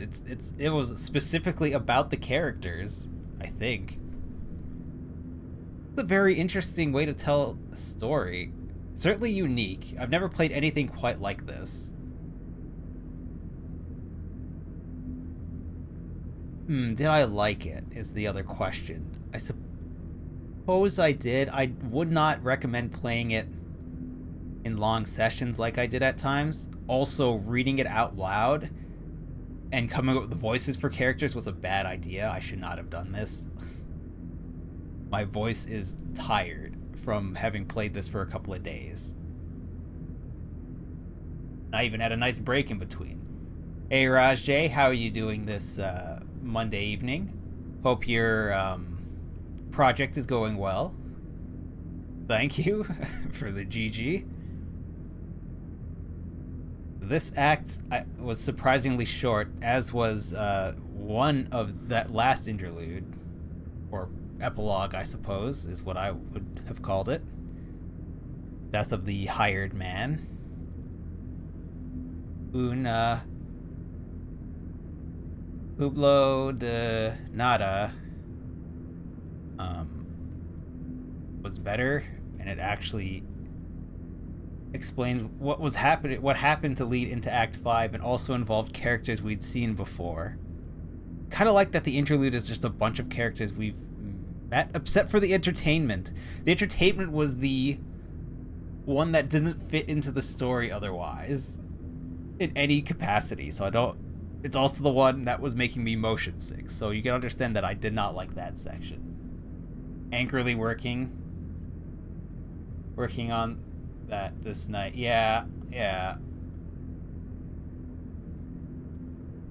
Familiar voice. All my voices become a familiar voice. Even the ones that start off with a decent accent or intonation just slowly merge into something else because I can't keep voices separated in my mind, apparently.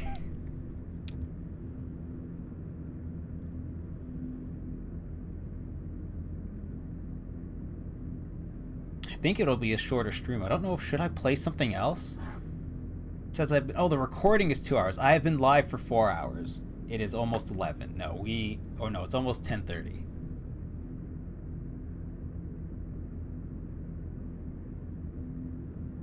I should see who's live.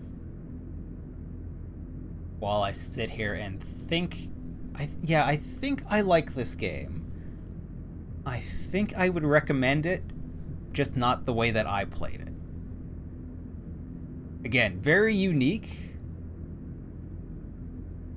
Honestly, though, gameplay-wise, it's not much of a game. It's more of a story. The same issue I have with visual novels a lot of the time is, well, no, the visual novels at least have, like, choose-your-own-adventure type of telling. This is not even that. This is specifically... Like, I don't think my choices made any difference to the story, and when I searched for if there were different endings, it certainly confirmed that there are no other endings, and it certainly seems like the journey is set, and it's about the conversations along the way.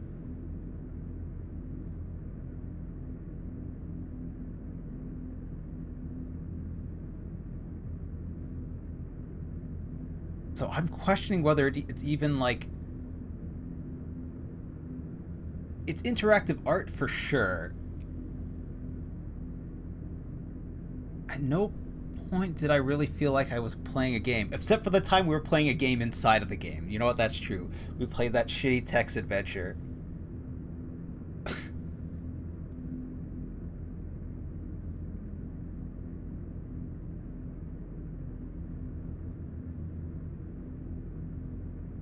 Right.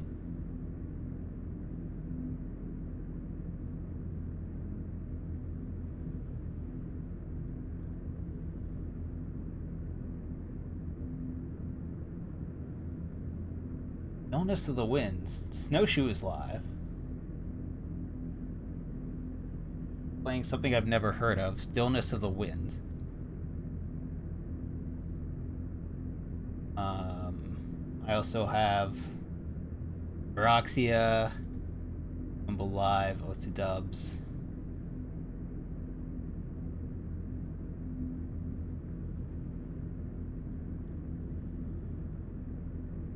Viraxia is playing a community game, Arctic Phone, which is kind of like,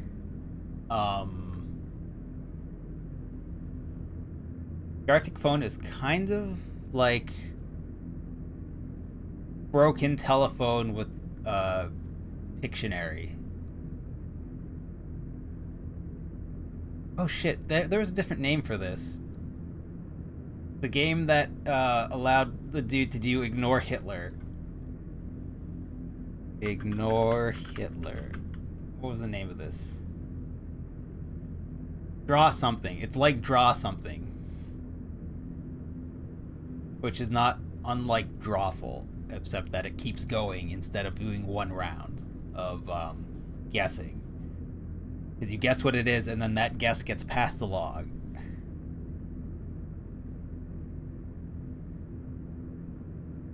There's some other option, but seems very linear narrative where choices don't really matter. Yeah, that was the feeling I got, because I kept trying to force the game to do something else, and nothing I said seemed to really change what was happening. Whereas one player takes 10 unsuccessful attempts to enter the door that leads to the treasure, another will use the right tool right away. Eventually, these two players, the game will choose very different sequences of events and bring different text to stream, but both players will eventually perform the same actions. Okay?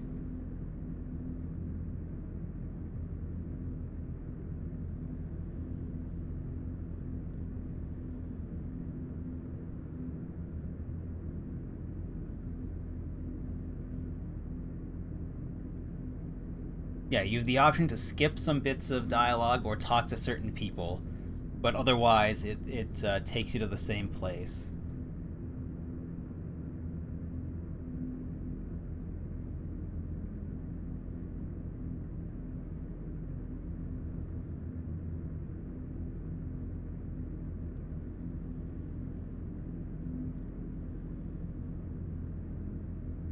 Again, this is a very interesting way to tell the story.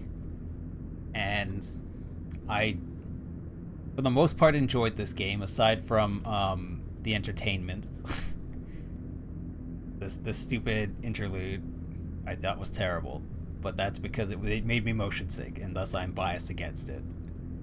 It didn't make me motion sick, but it definitely felt like it would have if I was stuck there for too long. I had to be careful how I looked